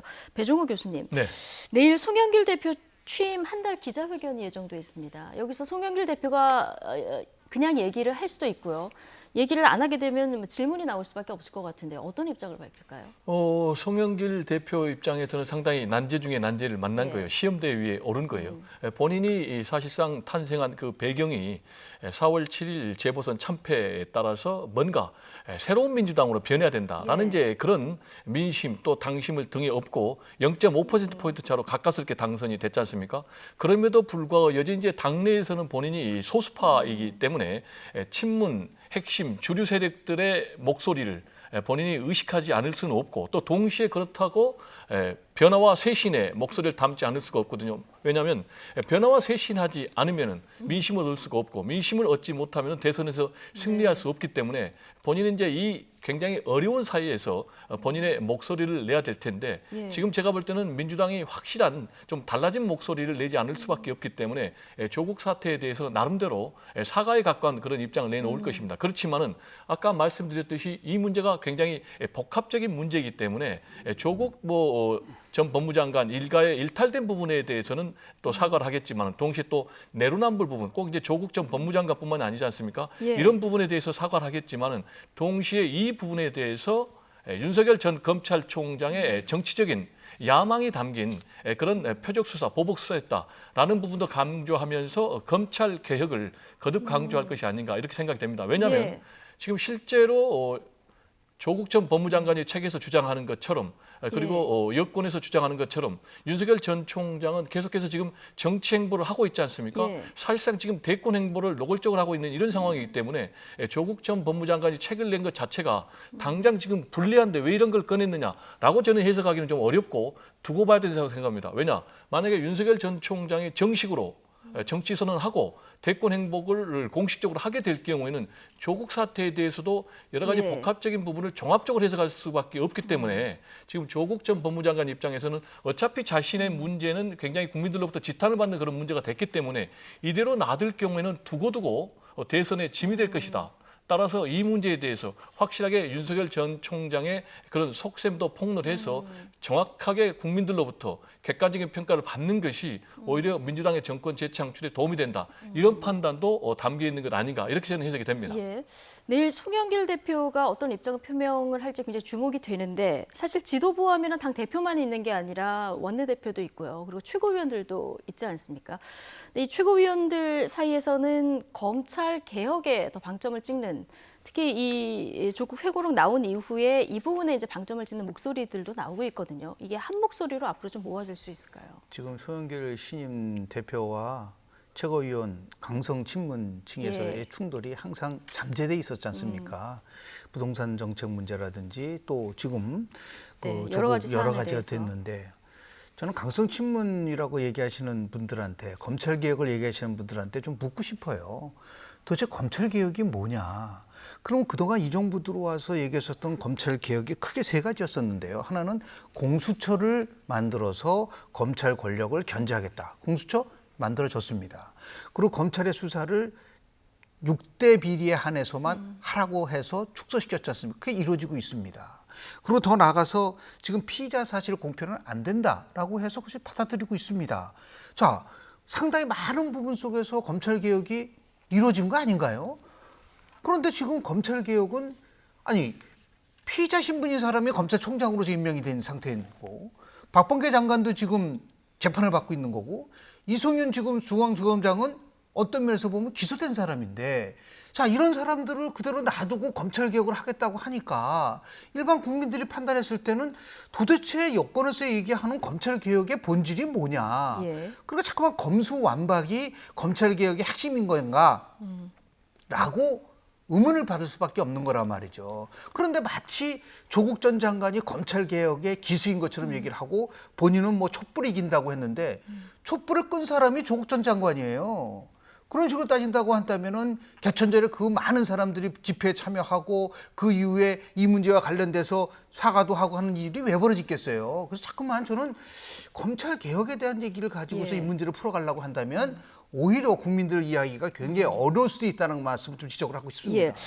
조국 사태, 검찰 개혁 관련해서 이제 당내 의견이 여러 가지로 나오고 있는데 초선 의원들 생각도 굉장히 민주당의 다수인데 굉장히 다양하게 나오지 않습니까? 모레인가요? 그렇습니다. 초선 의원 전원을 대통령이 만납니다. 이 자리에서 이 문제도 거론되겠죠. 거론이 될 수도 있고 안 될 수도 있고요. 또 두 번째로는 거론이 된다 하더라도 그 부분이 외부로 공개가 안 될 수도 있어요. 왜냐하면 전체 회의 진행 상황을 다 공개하지는 않고 오프닝 세리머니만 약간 공개하기 때문에요.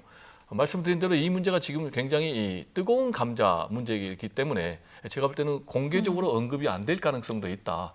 일단 말씀하신 대로 이 더민초 초선 의원들이 81명이거든요. 청와대에서 문재인 대통령 오차는 못하고 코로나19 때문에 차담 형식으로 간담회를 한다고 하는데 요청 자체가 초선 의원들이 이철이 정무수석의 요청에서 문재인 대통령이 흔쾌히 수락해서 이 자리가 만들어졌다는데 제가 볼 땐 크게 주제는 두 가지겠죠. 하나는 이제 문재인 대통령이 방미 성과가 크게 있었지 않습니까? 그래서 방미 성과에 대해서 설명하고 그걸 이제 앞으로 좀 초당적으로 협력하는데 초선들이 앞장서 달라라는 부분. 그리고 이제 초선들 입장에서는 뭔가 앞으로 대선을 다시 이기기 위해서는 획기적으로 좀 변해야 된다라는 이제 쇄신에 대한 구체적인 이제 방안을 얘기할 텐데요. 여기에서 말씀하신 대로 그 조국 전 장관의 문제가 언급이 될 수도 있고 안 될 수도 있다. 그렇지만 이제 이미 우리는 문재인 대통령의 입장에 대해서 한번 들은 적이 있어요. 뭐라고 얘기를 하셨습니까? 이 문제가 국민적인 갈등과 분열을 일으킨 것에 대해서 정식으로 사과를 했지 않습니까? 그러면서 동시에 또 조국 전 법무장관에 대해서 마음에 빚을 졌다. 이렇게 얘기를 이미 하셨기 때문에 제가 볼 때는 얘기를 한다고 해도 그런 맥락에서 얘기를 하지 않겠는가라고 생각이 되고요. 지금 이제 민주당 같은 경우는 의원들 구성을 보면 크게 반응이 세 가지예요. 하나는 적극적으로 조국 전 법무장관을 옹호 내는 지지하는 그런 측면. 또 한 부류는 굉장히 비판적인 조웅 의원처럼 또 대다수는 여기에 대해서 지금은 좀 방관하는 그런 입장이거든요. 따라서 제가 볼 때 초선 의원 81명도 이 문제에 대해서는 그렇게 노골적으로 문제제기나 입장 표명을 안 할 가능성도 높지 않나 이렇게 생각이 좀 됩니다. 네. 조국 회고록을 기점으로 민주당 내 반응 지금 짚어봤고요. 근데 아이러니하게도 지금 서점 진열장을 보면 조국 전 법무부 장관의 이 조국의 시간하고 옆에 보면은 윤석열 총장 뭐 직접 쓴 책은 아닙니다만은 윤석열의 진심 이게 이제 나란히 전시되어 있는 이런 장면도 눈에 띄는 장면인데 자 윤석열 전 총장 얘기도 잠시 해보겠습니다. 어제 윤석열 전 검찰총장이 강릉을 방문해서 친구인 권성동 의원과 만났다는 사실 보도해 드렸는데요. 이 자리에서 윤 총장이 강한 대권 의지를 드러냈다는 것이 권성동 의원의 전언이었습니다. 자, 왜 이런 느낌을 권 의원이 받은 건지 윤 전 총장과 직접 만난 권성동 의원이 어제 YTN과 인터뷰를 했는데요. 이 내용 잠깐 듣고 오시죠. 바닷가 횟집에서 소주 한잔 했죠. 1차 저녁 식사를 하고 차 한잔하러 카페에 갔는데 거기에서 이제 많은 시민들께서 윤 총장을 보고 뭐 환호성을 지르면서 박수를 치고 또 응원한다. 대권에 도전해서 정권 교체를 해달라. 뭐 이런 주문들을 많이 하니까 그런 자리에서 뭐 최선을 다하겠습니다. 열과성을 다하겠습니다. 이렇게 인사를 그 답례를 하는 거 보면서 대권 도전 의지가 확실하구나 하는 것을 제가 느꼈죠. 만약에 뭐 대권 도전 의지가 없다면은 그리고 말 것이고 또 시민들이 뭐 사진 찍자고 하더라도 소극적으로 응할 텐데 아주 적극적으로 제가 보기엔 스킨십을 굉장히 잘하더라고요. 네. 그 시민들의 반응에 적극적으로 화답을 했고 스킨십도 굉장히 강하더라. 여기에서 이제 대권 의지를 읽었다는 건데 이게 윤 전 총장의 적극적인 의지인지 권성동 의원의 희망인지 해석의 여지가 있습니다만은 어쨌든 시민들 만난 사진도 공개가 됐고요. 그리고 최선을 다하겠다 이런 이야기도 했다는 거 아니겠습니까? 이거는 등판이 곧 예고돼 있다 이렇게 보면 될까요? 3월 4일 날 윤석열 전 총장이 사퇴를 했고요. 이제 한 3개월이 좀 흘렀고요. 상당히 많은 시간이 소요된 거는 맞습니다. 근데 지나친 이제 자맹이라고 얘기를 하지만 실제로는 자맹은 아니에요. 여러 가지 정책 전문가도 만나고 이렇게 시민들도 만나고 했기 때문에 대권 의지가 없는 분이라면은 저런 행동을 하지를 않겠죠. 그렇기 때문에 다만 이제 시점의 문제와 방식에 대한 문제를 가지고 고민할 거라고 좀 봅니다. 그런 식으로 따지면 6월 11일 날 국민의힘이 이제 새 당대표가 선출이 되고 그 새 당대표가 어떤 형태든 간에 외부 인사 영입인데 꼭 윤석열 전 총장만을 생각하지는 않을 거예요. 모든 외부 잠재적인 대권 후보들, 뭐 김동연 전 부총리도 있을 수 있고요. 이런 분들과 같이 함께 또는 안철수 지금 대표와 합당의 문제도 남아있고 그래서 아마도 예상을 해보면은 이럴 가능성은 있어요. 국민의힘 그 자체 입당하는 것보다도 안철수 당과 국민의힘이 합당을 해서 새로운 당이 만들어졌을 때 그건 과거의 국민의힘이 아니란 말이죠. 그때 이제 입당하는 방식을 취할 수도 있고 또는 뭐 안철수 대표와 그리고 지금 얘기하는 윤 총장이 다 함께 같이 들어가는 방법도 있을 수 있고 다양하다고 보는데요. 예. 그거는 결국 뭐 7월이 되면은 선언을 하든 명확하게 입장 표명을 할 수밖에 없는 입장이라고 좀 보고요. 예. 왜냐하면 벌써 이제 민주당 같은 경우는 경선 연기론이 되지 않으면 7월서부터 본격적인 당내 경선이 시작되고 있기 때문에 그래서 그런 그 정치 일정과 맞물려 간다고 한다면 아무리 늦더라도 7월까지는 어떤 형태든 간에 윤석열 전 총장이 정치적인 입장과 그리고 대권에 관한 자기의 의견을 분명히 피력을 할 거라고 좀 보고요. 이게 더 길어지면은 길어질수록 윤석열 총장의 지지율은 답보 상태 또는 하락할 가능성이 커요. 왜냐하면 자명에 대한 피로감이 쌓이고 있기 때문에 그런 부분들이 아마 이제 고민의 영역이라고 좀 보고요. 네. 그래서 결국 6월 11일 날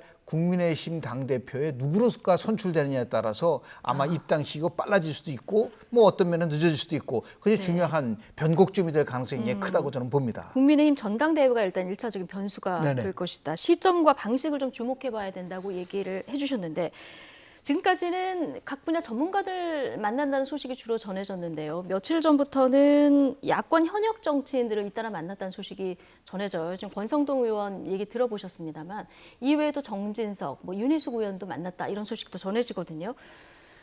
뭐 전당대회 후가 됐든 뭐 국민의당과 통합 이후가 됐든 간에 이미 마음은 국민의힘 쪽으로 기울었다 이렇게 봐도 무리가 없겠죠? 그거는 너무 빠르고요. 일단 너무 빠르다. 너무 예. 빠릅니다. 말씀하셨지만 일단 6월 11일 전당대회에서 누가 당 대표가 되느냐에 따라서요 선택이 바뀌기 때문에 아직까지는 좀 두고 봐야 되겠고요. 현재로 누가 당 대표가 되느냐에 따라서 국민의힘과 같이 안 할 수도 있다.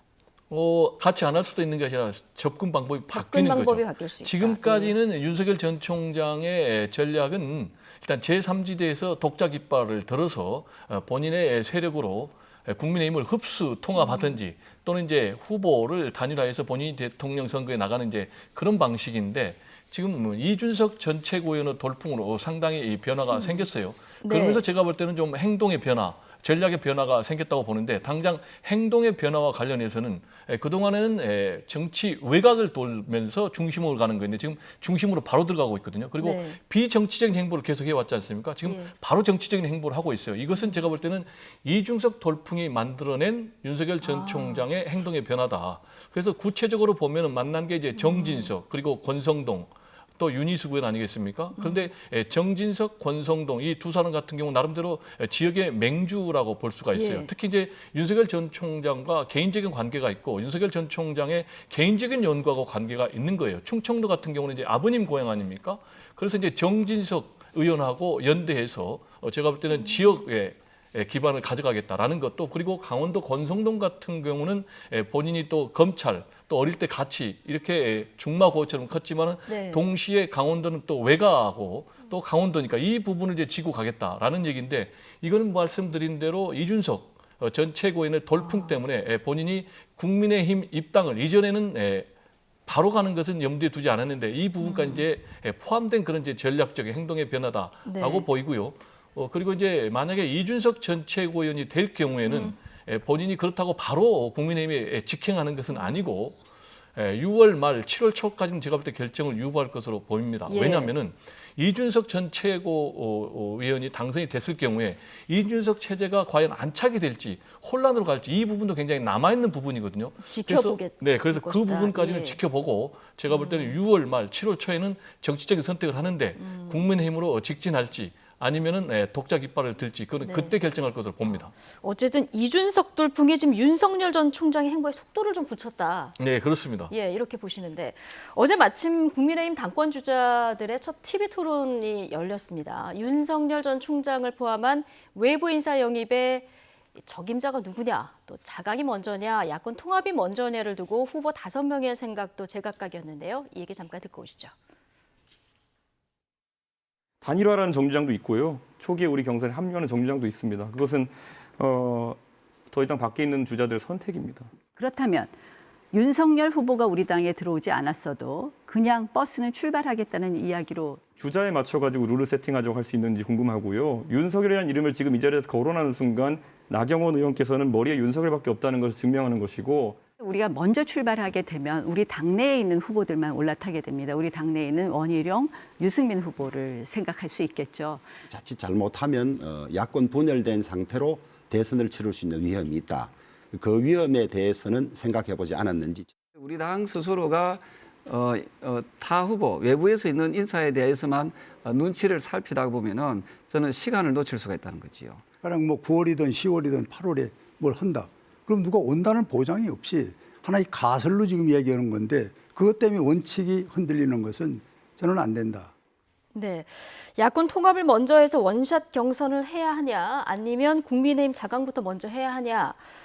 자, 이 의견을 두고 이준석 전 최고위원이 이제 버스 정류장 비유를 들고 나오면서 토론이 굉장히 치열해진 상황 좀 보고 오셨습니다. 나경원, 주호영 두 의원은 통합 먼저, 그리고 이준석, 홍문표, 조경태 이 세 후보는 자강이 먼저고 공정한 룰을 먼저 만드는 것이 먼저다. 이렇게 팽팽하게 갈렸는데요. 어제 이 양측의 의견에 대해서는 어떤 생각이십니까?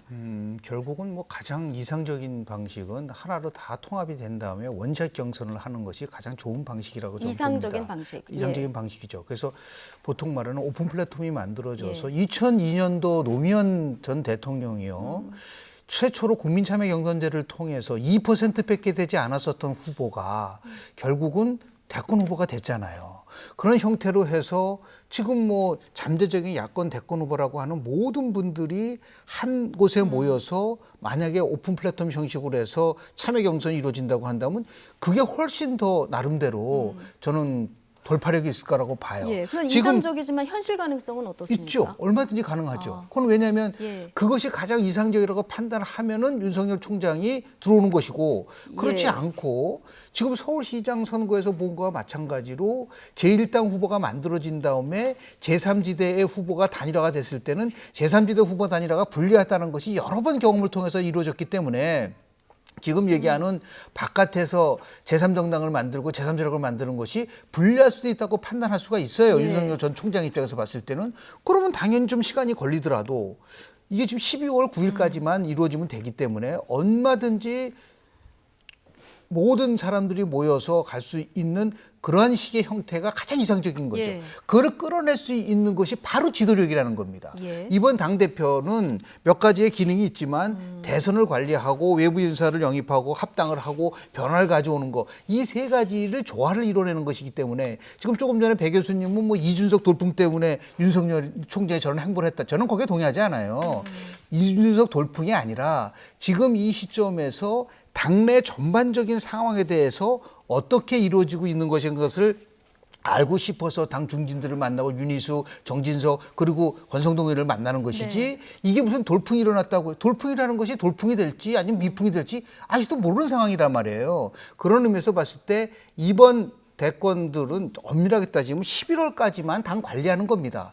선거 때가 되면 대선이 예. 되면요. 모든 거는 대선 후보 중심으로 다시 재편되는 거예요. 그런 식으로 따진다면은 이번 당대표 경선에서 가장 중요한 것은 얼마나 강한 지도력을 갖고 외부 인사를 영입을 하고 그 당내에서의 화합을 규합을 하고 이게 자강이냐 아니냐라고 얘기하는 것 자체가 제가 볼 때는 배부른 소리예요. 네. 저 야당 입장에서 봤을 때는. 네. 그러니까 누가 당 대표가 되느냐에 따라서 야권의 대선 판을 어떻게 까느냐 이게 이제 달라지는 상황인데요. 배종호 교수님은 야권 모든 후보가 원샷 경선할 수 있는 플랫폼 국민의힘에서 만들어질 수 있을까 어떻게 보십니까? 이 시간표나 뭐 과정은 좀 서로 차이가 있지만은 결국은 야권 후보를 단일화하자. 즉 그래서 반문재인 연대로 단일화해서 서울시장 선거를 롤모델로 삼아서 승리하자라는 것이기 때문에 큰 차이에는 제가 볼 때는 뭐 별 이견이 없고요.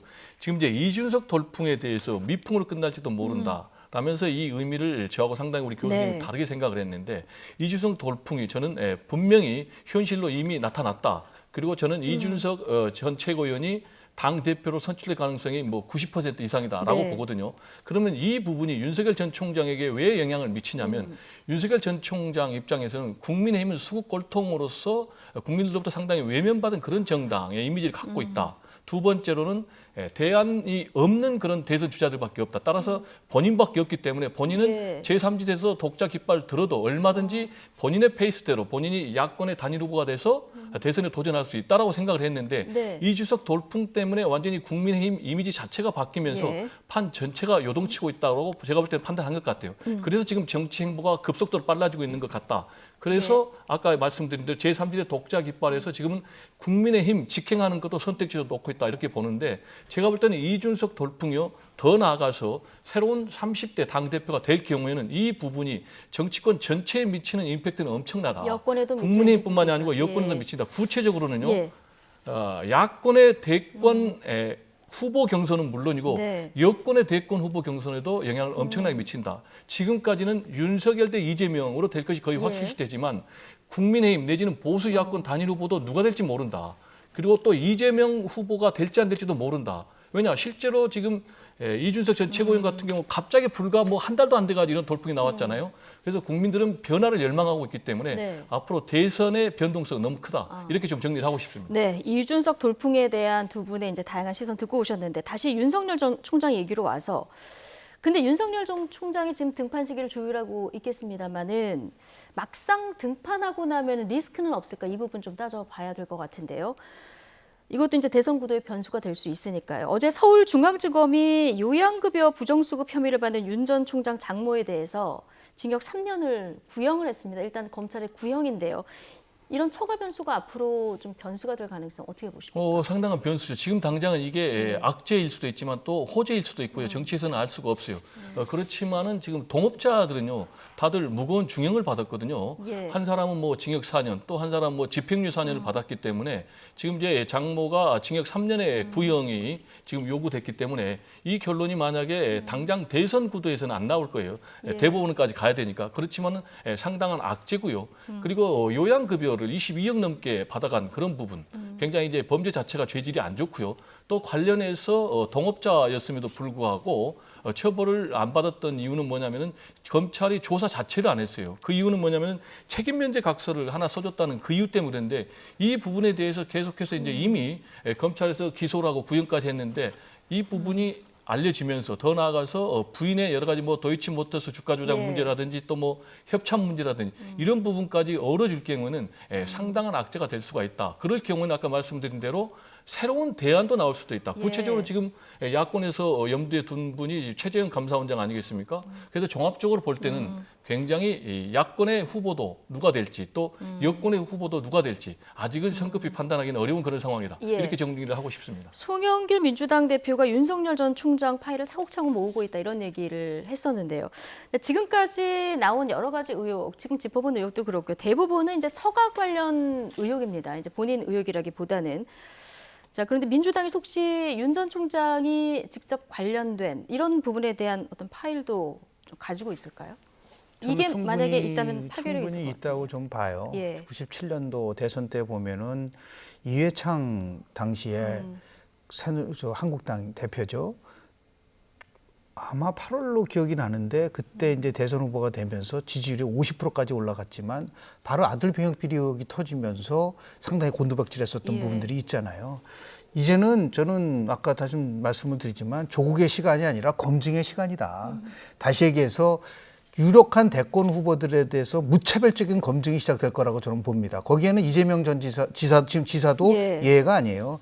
이재명 지사의 기본소득과 관련된 문제를 포함해서 검증을 받을 수밖에 없는 것이고요. 당연히 윤석열 전 총장도 지금 뭐 1위를 달리고 있으니까 본인과 관련된 거, 처가와 관련된 부분들 속에서의 검증을 받을 수밖에 없는 부분들이 있는 것이죠. 그런데 본인과 직접 관련되지 않은 것을 공격할 경우는 오히려 역풍이 불 수가 있어요. 2002년도 노무현 대통령 당시 후보가 아주 유명한 말을 했잖아요. 그렇다고 내 마누라를 버리란 말이냐. 장인 문제가 나왔을 때 공격을 했을 때 그렇다면 내 부인을 버리란 말이냐 말 속에 완전히 한 방에 그냥 그 문제가 해결된 부분들도 있기 때문에 저는 뭐 본인 이외에 다른 처가 문제를 가지고 집중적으로 엑스파일을 만드는 것은 별로 효과적일 것 같지는 않다고 보고요. 아마 이제 모든 후보들 개인과 관련된 검증 문제는 뭐 항상 한국 대통령 선거에서 나오는 어떤 면에서 보면 고전적인 방식이기 때문에 곧 7월서부터는 이제 검증이 치열하게 일어날 수밖에 없는 여당은 여당 내 나름대로, 야당은 야당 내 나름대로 그런 부분들이 이어질 가능성이 굉장히 크다고 보고 이것을 어떻게 뚫고 나가느냐가 아마 대선 후보의 내공이라고 볼 수 있는 나름대로 정치력이라고 볼 수 있지 않을까라는 생각을 합니다. 네, 이제부터는 검증의 시간, 무차별적인 이제 검증이 시작될 텐데 누가 어떻게 뚫고 나오냐 이것이 관전 포인트다 이런 얘기가 들어봤습니다. 자, 오늘의 정치권 소식 김영준 명제대 교수 그리고 배종우 세한대 교수 두 분과 나눠봤습니다. 오늘 고맙습니다. 네, 감사합니다.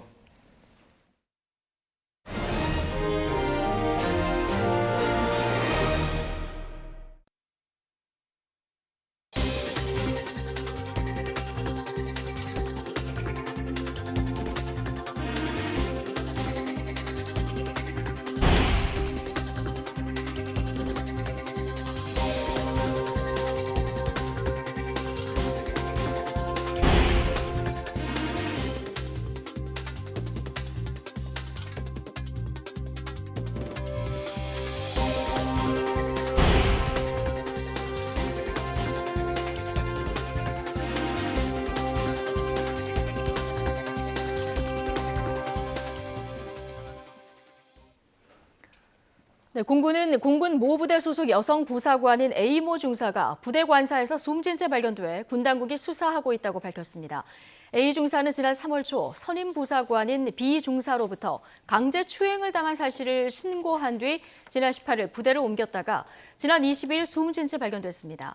A 중사는 회식 금지령이 내려졌던 지난 3월 초 반드시 참석하라는 B 중사 압박에 못 이겨 다른 부대원들과 함께 저녁 자리에 갔다가 귀가하는 차량 안에서 추행을 당한 것으로 알려졌습니다.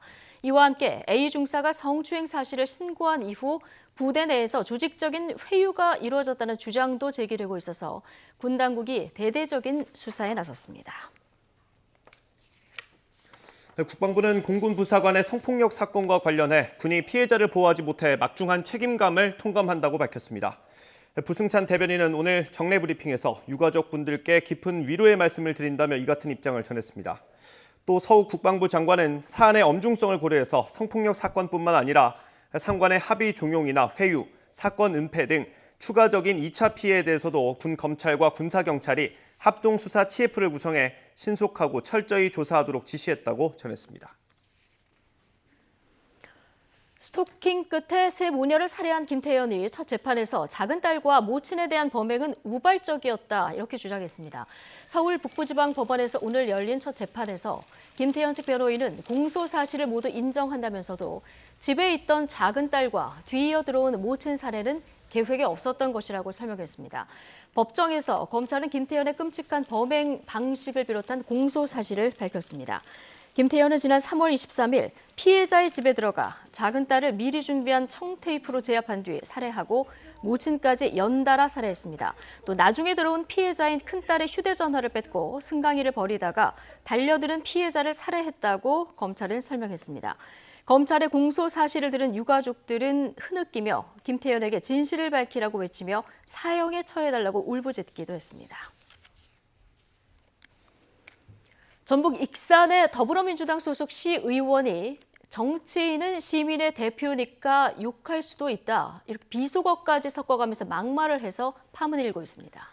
공식적인 회의 시간에 주변에서 말렸는데도 거침이 없었습니다. 김민성 기자의 보도입니다.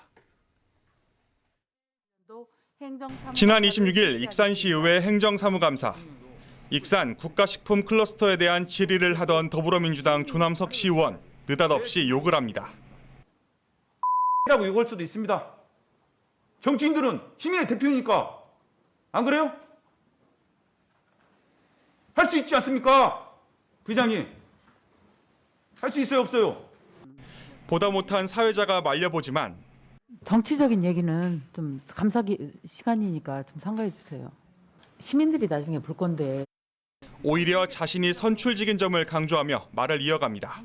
아니 시민이 보라고 말씀하는 거 아닙니까? 시민들이 뽑아준 내세워갖고 여기 있는 거고. 이러한 발언은 한국식품산업클러스터진흥원 노조가 더불어민주당 김수흥 의원에게 사과를 요구하는 성명서를 낸 것을 문제 삼은 거로 보입니다. 당시 노조는 김 의원이 근거 없는 사실로 직원에게 인격적인 모독을 줬다고 규탄한 바 있습니다. 김수영 의원이 갑질 논란으로 한 차례 홍역을 치르는가 했더니 김 의원 지역구에 있는 시의원이 과잉방어로 오히려 문제를 키우는 모양새입니다. 이에 대해 조남석 시의원은 입장문을 내고 부적절한 언행일 수는 있지만 부디 시의원 역할을 충실히 할 수 있도록 재갈을 물리지 않기를 부탁한다고 덧붙였습니다. 더불어민주당 전북도당은 중앙당 차원의 대응을 지켜본 뒤 필요한 조치를 하기로 했습니다. YTN 김민성입니다.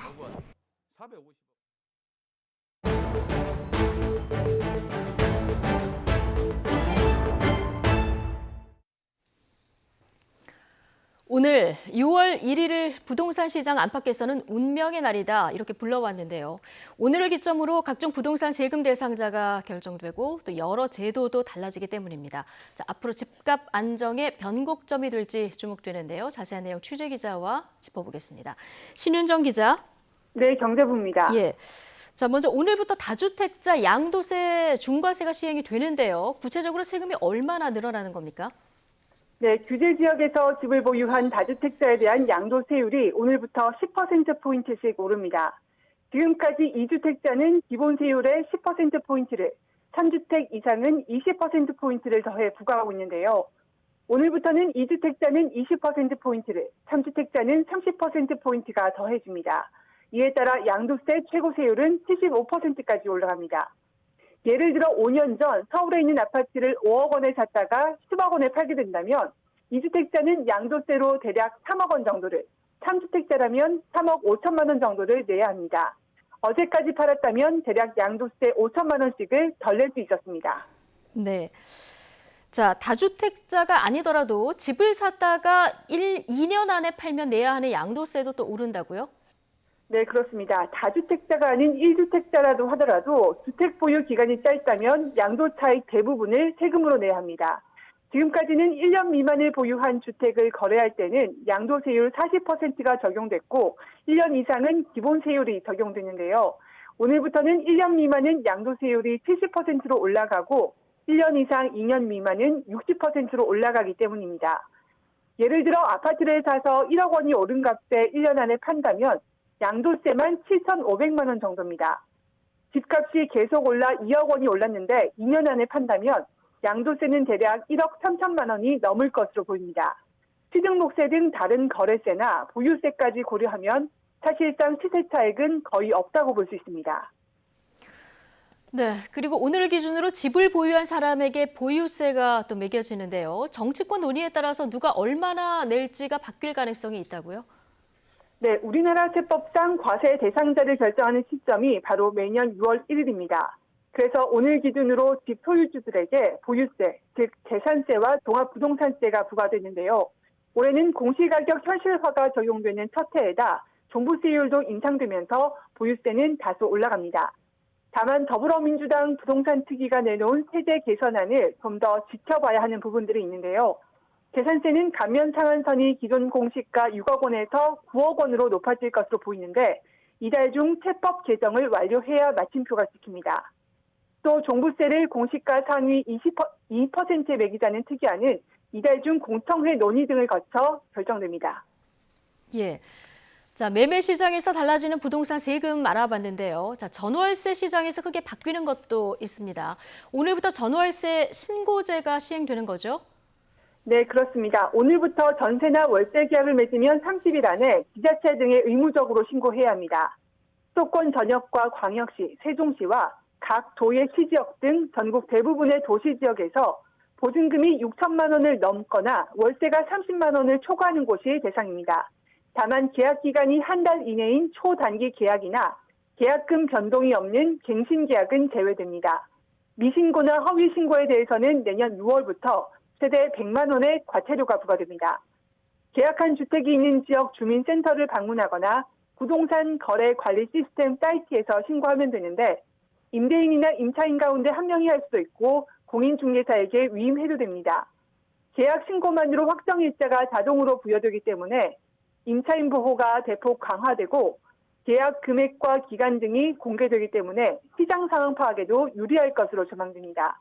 그러나 집주인들이 임대소득이 노출되면 각종 세금을 더 낼 것을 우려해서 전셋값이나 월세를 미리 올리거나 매물을 아예 걷어들일 수도 있어서 전월세 시장이 불안해질 수 있다는 우려도 나오고 있습니다.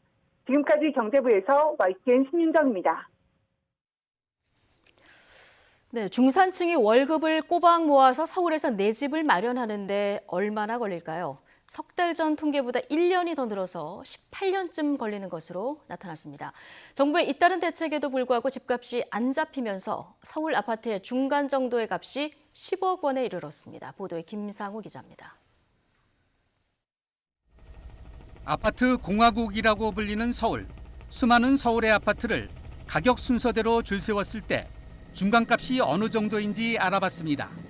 2015년 6월 처음 5억 원을 기록한 후 지난해 1월 9억 원을 돌파했고 이후 더 뛰어 현재 10억 원쯤 됩니다.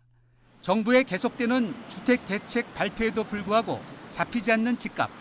이번에는 서울에서 내 집 마련에 걸리는 기간을 계산해봤습니다.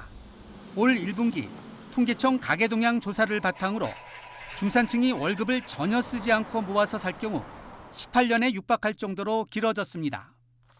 1년 전과 비교해보면 3년 6개월이 더 증가했고 석 달 전과 비교해보면 1년이나 증가한 것입니다. 소득 증가율에 비해서 집값이 더 빠른 속도로 오르고 있는데 그 격차만큼 서민들의 내 집 마련 기간이 길어지고 있다고 볼 수가 있겠습니다. 집값 상승으로 서울 외곽으로 내 집이든 전세든 찾아 나서는 상황. 그렇다면 수도권의 평균 아파트 가격은 어떨까? 2016년 10월 처음 4억 원을 돌파한 뒤 2년 1개월 만인 2018년 11월 5억 원을 넘어섰고 이후 계속 올라 지난해 8월 약 5억 9천만 원, 10월에는 6억 원을 돌파하며 지금은 7억 원쯤이 됐습니다. 최근 9개월간 1억 원 넘게 상승한 것입니다. 수도권의 아파트 평균 전셋값도 올해 1월 처음 4억 원을 돌파한 뒤 계속 올라 이달 4억 2,044만 원을 기록해 올해 들어서만 2천만 원 넘게 올랐습니다. YTN 김상호입니다.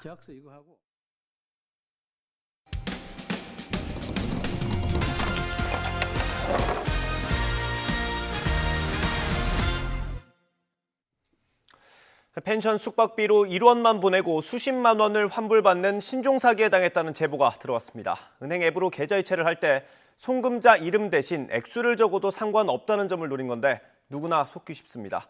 제보노와의 양동훈 기자가 보도합니다. 지난달 7일 펜션을 운영하는 56살 이모 씨는 홈페이지로 들어온 숙박 예약에 반색했습니다. 그런데 인원이 6명이었습니다. 방역 수칙을 어길 수 없어 은행 앱에 찍힌 숙박료 97만 원을 그대로 돌려줬습니다.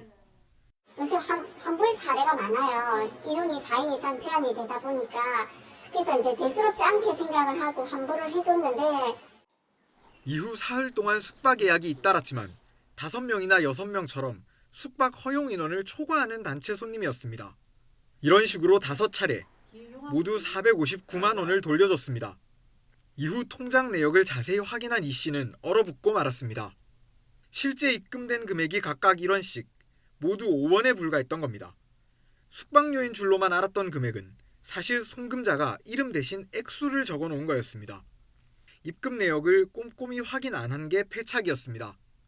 은행 앱으로 보니까 입금자 명에 입금 금액이 적혀있고 그 밑에 입금 금액은 1원이었는데 그거는 눈에 안 들어왔어요. 그날은 이상하게. 바로 경찰에 신고했는데 알고 보니 이 씨만 당한 게 아니었습니다. 경남 통영과 경기 파주, 포천 등에서도 이른바 이런 사기를 당했다는 펜션 주인들의 피해 신고가 접수된 상태였습니다. 우리 홈페이지 예약 그거 대행하는 데서 일괄적으로 문자를 보내주시던데 그 피해 사례가 발생하니까 조심해라 이런 문자가 왔었어요. 은행 앱을 통해 계좌 이체를 할 땐 보내는 사람이 스스로 송금자 이름을 입력할 수 있어서 사기에 악용될 수 있다는 지적에 해당 은행도 그럴 수 있다고 인정했습니다. 하지만 앱 결함은 아닌 만큼 변경할 계획은 없다면서 이용자들이 보낸 사람 이름과 입금액을 정확히 확인해달라고 당부했습니다. 저도 이제 그 말 듣고 제 걸로 해봤거든요. 진짜 이렇게 금액이 이렇게 찍히더라고요. 그 송금인과 금액을 동시에 확인하는 절차를 거쳐야 된다는 게 좀 현재로서는 그런 피해를 방지할 수 있는 방법이겠더라고요. 경찰은 펜션 주인 이 씨와 거래한 계좌들을 압수수색해 용의자들의 신원을 파악하고 뒤를 쫓고 있습니다. 또 다른 피해 사례가 같은 일당의 소행인지도 확인하고 있습니다. YTN 양동훈입니다. 지난달 30일 노동자 2명이 숨지는 사고가 있었던 고려아연이 뒤늦게 사과문을 냈습니다. 고려아연은 사과문에서 이런 사고가 발생해 참담하고 침통한 심정이라면서 유가족과 협력회사, 국민께 사죄한다고 밝혔습니다. 고려아연은 최근 10년 사이 노동자 11명이 숨지는 사고가 나서 지난 2월 중대재해사업장으로 지정된 상태에서 또다시 중대사고가 발생했습니다. 이에 대해 비난 여론이 일자 뒤늦게 사과문을 내 여론 잠재우기용이라는 지적이 나오고 있습니다. 고용노동부가 산업안전특별감독을 들어간 가운데 고려아연은 자체적으로 전 공장 가동을 중지하고 안전진단을 벌이기로 했습니다. 문과와 이과의 첫 통합수능을 앞두고 수능 출제 기관이 주관하는 첫 모의평가가 모레 시행됩니다.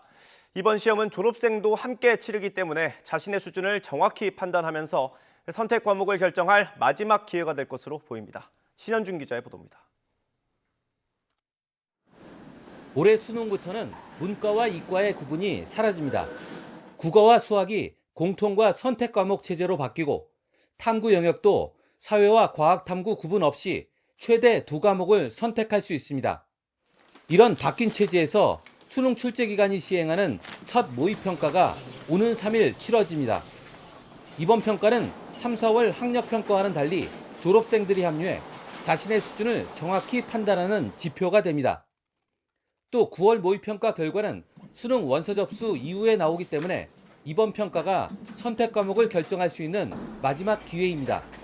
이번 모의평가의 주안점은 선택 과목별 유불리가 어떻게 작용할 거냐 하는 것이고, 두 번째는 공통 과목은 좀 어렵게 출제가 될 것 같고 선택 과목은 쉽게 낼 것 같습니다. 특히 수학이 큰 관심입니다. 3, 4월 모의평가에서 수학 상위 등급을 이과생으로 추정되는 미적분이나 기하 선택자가 싹쓸이했기 때문입니다. 졸업생까지 합류하면 그 차이는 더 벌어질 수 있습니다. 수학에서 같은 점수를 받고 이과 선택 과목 학생들이 표준 점수가 높게 나오고 있기 때문에 문과 학생들이 이과 선택 과목을 마지막에 택할 가능성도 높아지고 있습니다. 전문가들은 이번 모의평가 결과를 토대로 자신의 내신 성적과 대학별 고사 준비 정도를 고려해 수시 지원 전략을 세워야 한다고 조언했습니다. 시험 성적은 오는 30일 통보됩니다. YTN 신현주입니다.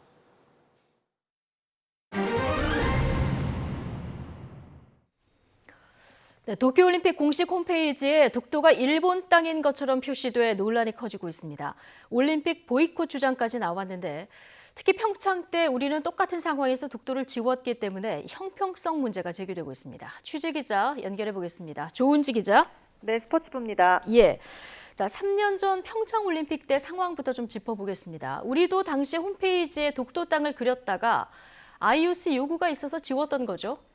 네, 당시 평창올림픽 홈페이지에도 초반에는 독도 땅이 있었습니다. 실제 땅 크기를 생각하면 그릴 수 없는 작은 섬이지만 상징적 차원에서 그려 넣은 건데요. 일본이 이에 발끈해서 항의 서한을 보냈고 외교 문제로 비화하자 국제올림픽위원회 IOC가 회담과 문서를 통해 수차례 독도 땅을 지우라고 요구했다고 합니다.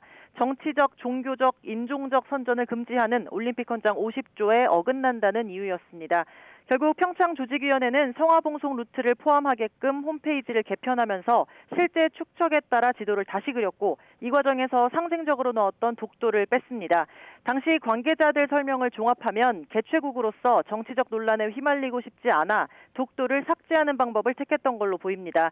이런 분위기를 보여주는 일화도 있습니다. 피겨 아이스댄스 팀 민유라 겜린조는 프리댄스 배경음악으로 택했던 아리랑의 가사를 일부 삭제했습니다.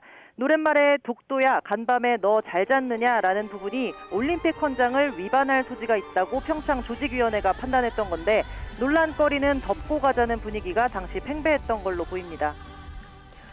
네, 이 홈페이지에서 뺀 것뿐만 아니라 남북이 공동 입장할 때 들었던 한반도기에도 독도가 없었는데요. 자, 이것도 IOC 요청에 의해서였던가요?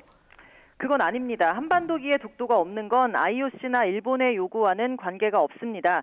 평창올림픽 개막을 보름 앞둔 2018년 1월 대회 조직위원회는 기자회견에서 남북이 처음으로 공동 입장했던 2000년 시드니 올림픽 때 한반도기에는 제주도를 제외하고는 서쪽 끝에 마안도, 동쪽 끝에 독도, 남쪽 끝에 마라도가 모두 없다면서 그 전례를 따른다고 밝혔습니다. 당시 정부는 북한의 참가는 물론 일본 아베 총리의 방한 여부에도 촉각을 곤두세웠었는데요. 이를 자극하지 않기 위한 선택이라는 비판 여론이 일기도 했습니다. 실제로 평창 장애인 올림픽, 패럴림픽 때는 북한이 독도를 그린 한반도기를 들자고 했고 우리는 정치적 논란을 우려해 이를 거부했는데 결국 남북 공동 입장이 불발되기도 했습니다.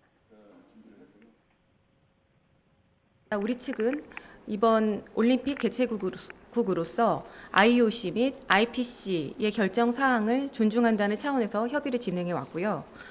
최종적으로는 독도 표기 한반도 문제에 대한 이견이 좁혀지지 않아서 이번에는 공동 입장을 하지 않을 예정입니다.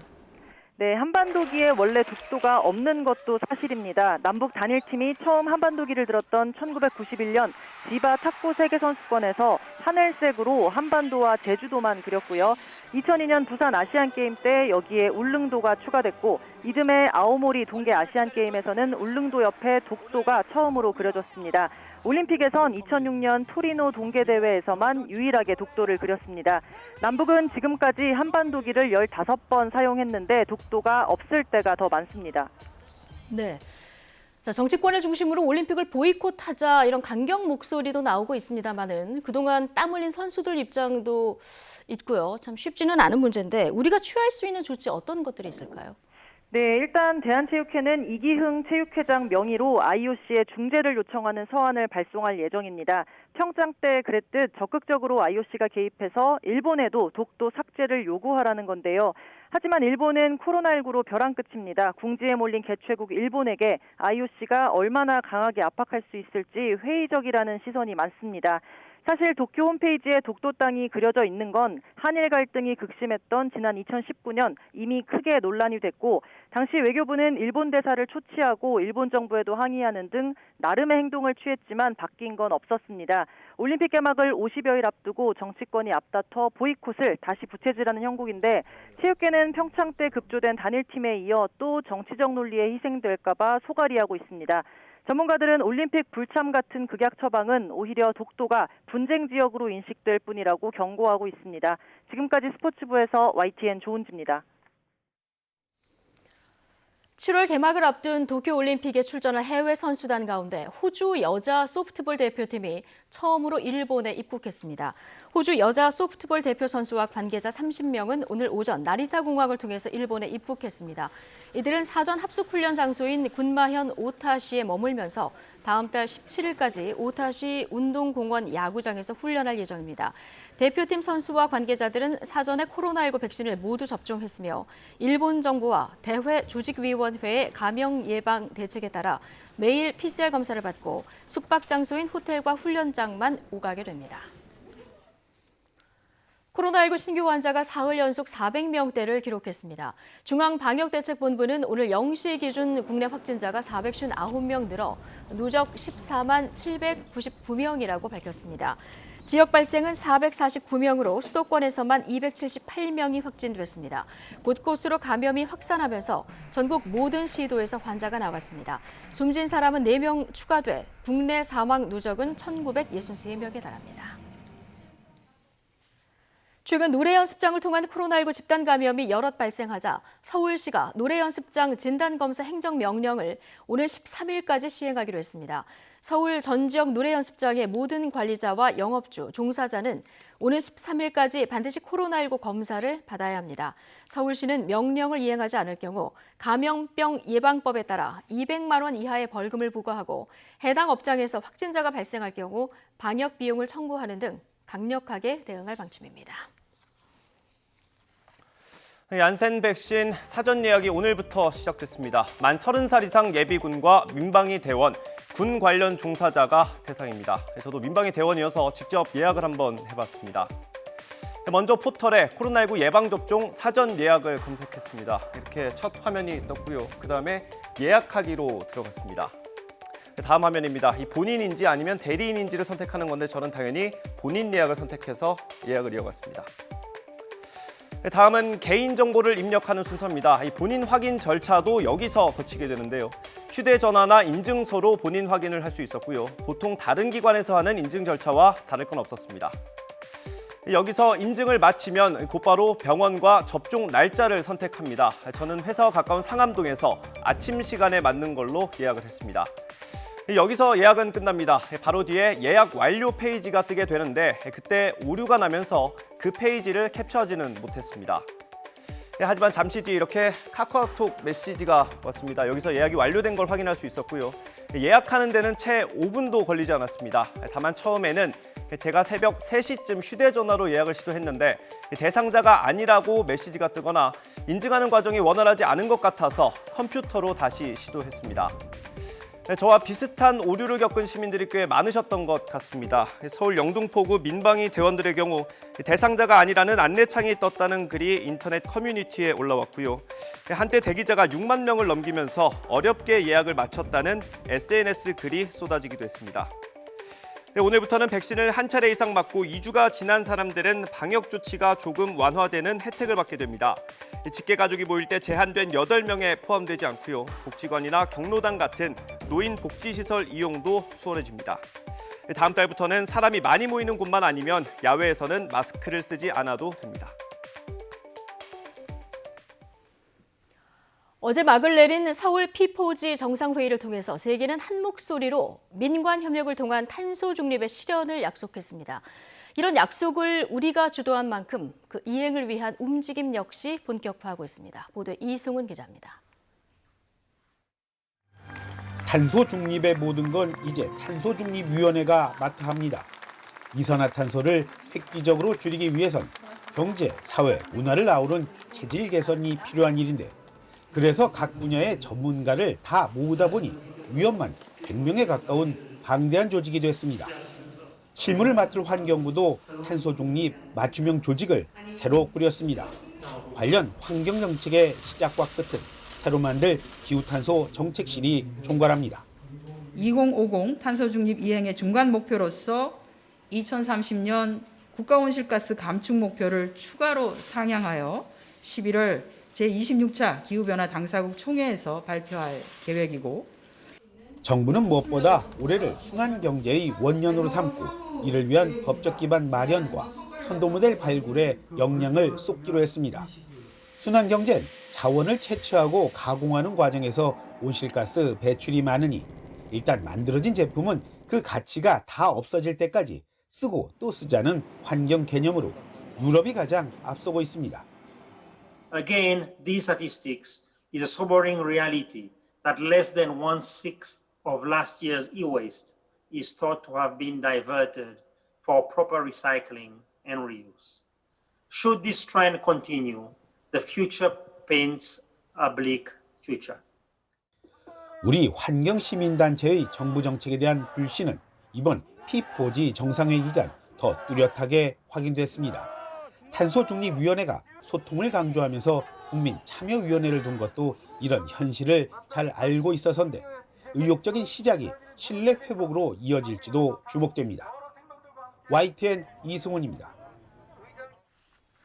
코로나 시대 주문용 키오스크나 엘리베이터 버튼을 손가락으로 만지는 것도 꺼려질 때가 있는데요. 손가락을 직접 대지 않고도 화면 속 제품이나 번호를 선택할 수 있는 기술이 개발돼 올해 발명으로 선정됐습니다. 보도에 김진두 기자입니다. 코로나 이후 급증한 주문용 키오스크입니다. 화면에 손가락을 대 물건을 선택하는 일반 키오스크와 달리 손가락이 화면에서 떨어져 있습니다. 손가락을 대지 않아도 제품이 선택되고 다음 화면으로 넘어갑니다. 키오스크 위에 장치된 적외선 카메라가 사용자의 시선과 손가락 움직임을 포착해 정확한 선택이 가능하게 하는 것입니다. 키오스크뿐 아니라 엘리베이터에도 적용 가능해 코로나 감염을 줄이는 데 도움이 되는 기술로 올해의 발명에 선정됐습니다. 카메라만 달면은 디스플레이 앞 공간 전체를 제어가 되게 해주기 때문에 이게 키오스크나 공공장소에 있는 엘리베이터 버튼 이런 데 들어가면 화면을 닫기 전에 선택이 되기 때문에 접촉을 아예 차단할 수 있게 됩니다. 작은 잠수함처럼 생긴 이 기계는 물 위를 떠다니며 유출된 기름을 회수하는 로봇입니다. 물과 기름을 동시에 흡입해 분리한 뒤 물은 배출하고 기름은 회수하는 기능을 합니다. 전체 사고의 92%를 차지하는 1000리터 이하의 소형 사고에 최적화된 제품입니다. 안경 표면에 미세한 구멍을 낸 뒤 가상현실처럼 영상을 동시에 볼 수 있도록 한 발명품. 플라스틱을 먹는 균을 활용해 플라스틱 재생 효율을 높이는 기술도 선을 보였습니다. 다른 나라들은 지획질환 출원이 줄었음에도 불구하고 우리나라는 전체적으로 10% 가까이 늘어났으니까는 우리 발명자 여러분들께서 굉장히 많은 아이디어와 노력을 해주신. 올해 마지막 날 열린 발명의 날 기념식에는 올해의 발명왕을 비롯한 총 82명의 발명 유공자에 대한 시상이 진행됐습니다. YTN 김민우입니다. 6월의 첫날 오후에 접어들면서 하늘이 점차 개고 있습니다. 구름 사이로 볕이 간간히 내리쬐고 있는데요. 오늘 낮 동안에는 초여름 더위가 이어집니다. 현재 서울 기온은 24도로 어제 같은 시각보다 3도가량 높고요. 맑은 하늘이 드러난 남부지방은 전남 나주시 다도면의 기온이 29.8도까지 올라서 30도 가까이 기온이 오른 곳도 있습니다. 오늘 낮 동안 외출하신다면 옷차림 가볍게 해주시기 바랍니다. 오늘 전국적으로 하늘에는 구름이 다소 지나겠습니다. 경기 북부와 강원 북부, 서해 5도는 오후까지 5mm 안팎의 비가 조금 더 내리겠고요. 대기가 불안정한 일부 지역에서는 천둥 번개를 동반한 요란한 비가 쏟아지는 곳도 있겠습니다. 낮 기온은 어제보다 1에서 2도가량 높아 조금 덥겠습니다. 서울 25도, 대전 28도, 광주와 대구는 30도까지 올라서 초여름 더위가 이어지겠습니다. 내일은 날이 더 더워집니다. 대체로 맑은 가운데 전국에서 30도 안팎의 한여름 더위가 찾아오겠고요. 목요일 전국에 한 차례 비가 내리면서 더위가 누그러질 전망입니다. 낮 동안 볕이 강하게 내리쬐고 기온이 크게 오르는 충청 이남 지역을 중심으로는 자외선 지수와 함께 오존 농도가 높게 나타나고 있습니다. 특히 전남 순천에는 오존주의보까지 내려져 있으니까요. 오후 2시부터 5시 사이 장시간 야외 활동을 자제해 주시기 바랍니다. 지금까지 하늘공원에서 YTN 홍나실입니다. 네, 화요일 뉴스 애니쇼 마치겠습니다. 잠시 뒤에 더 뉴스가 이어집니다. 시청해주신 여러분 고맙습니다.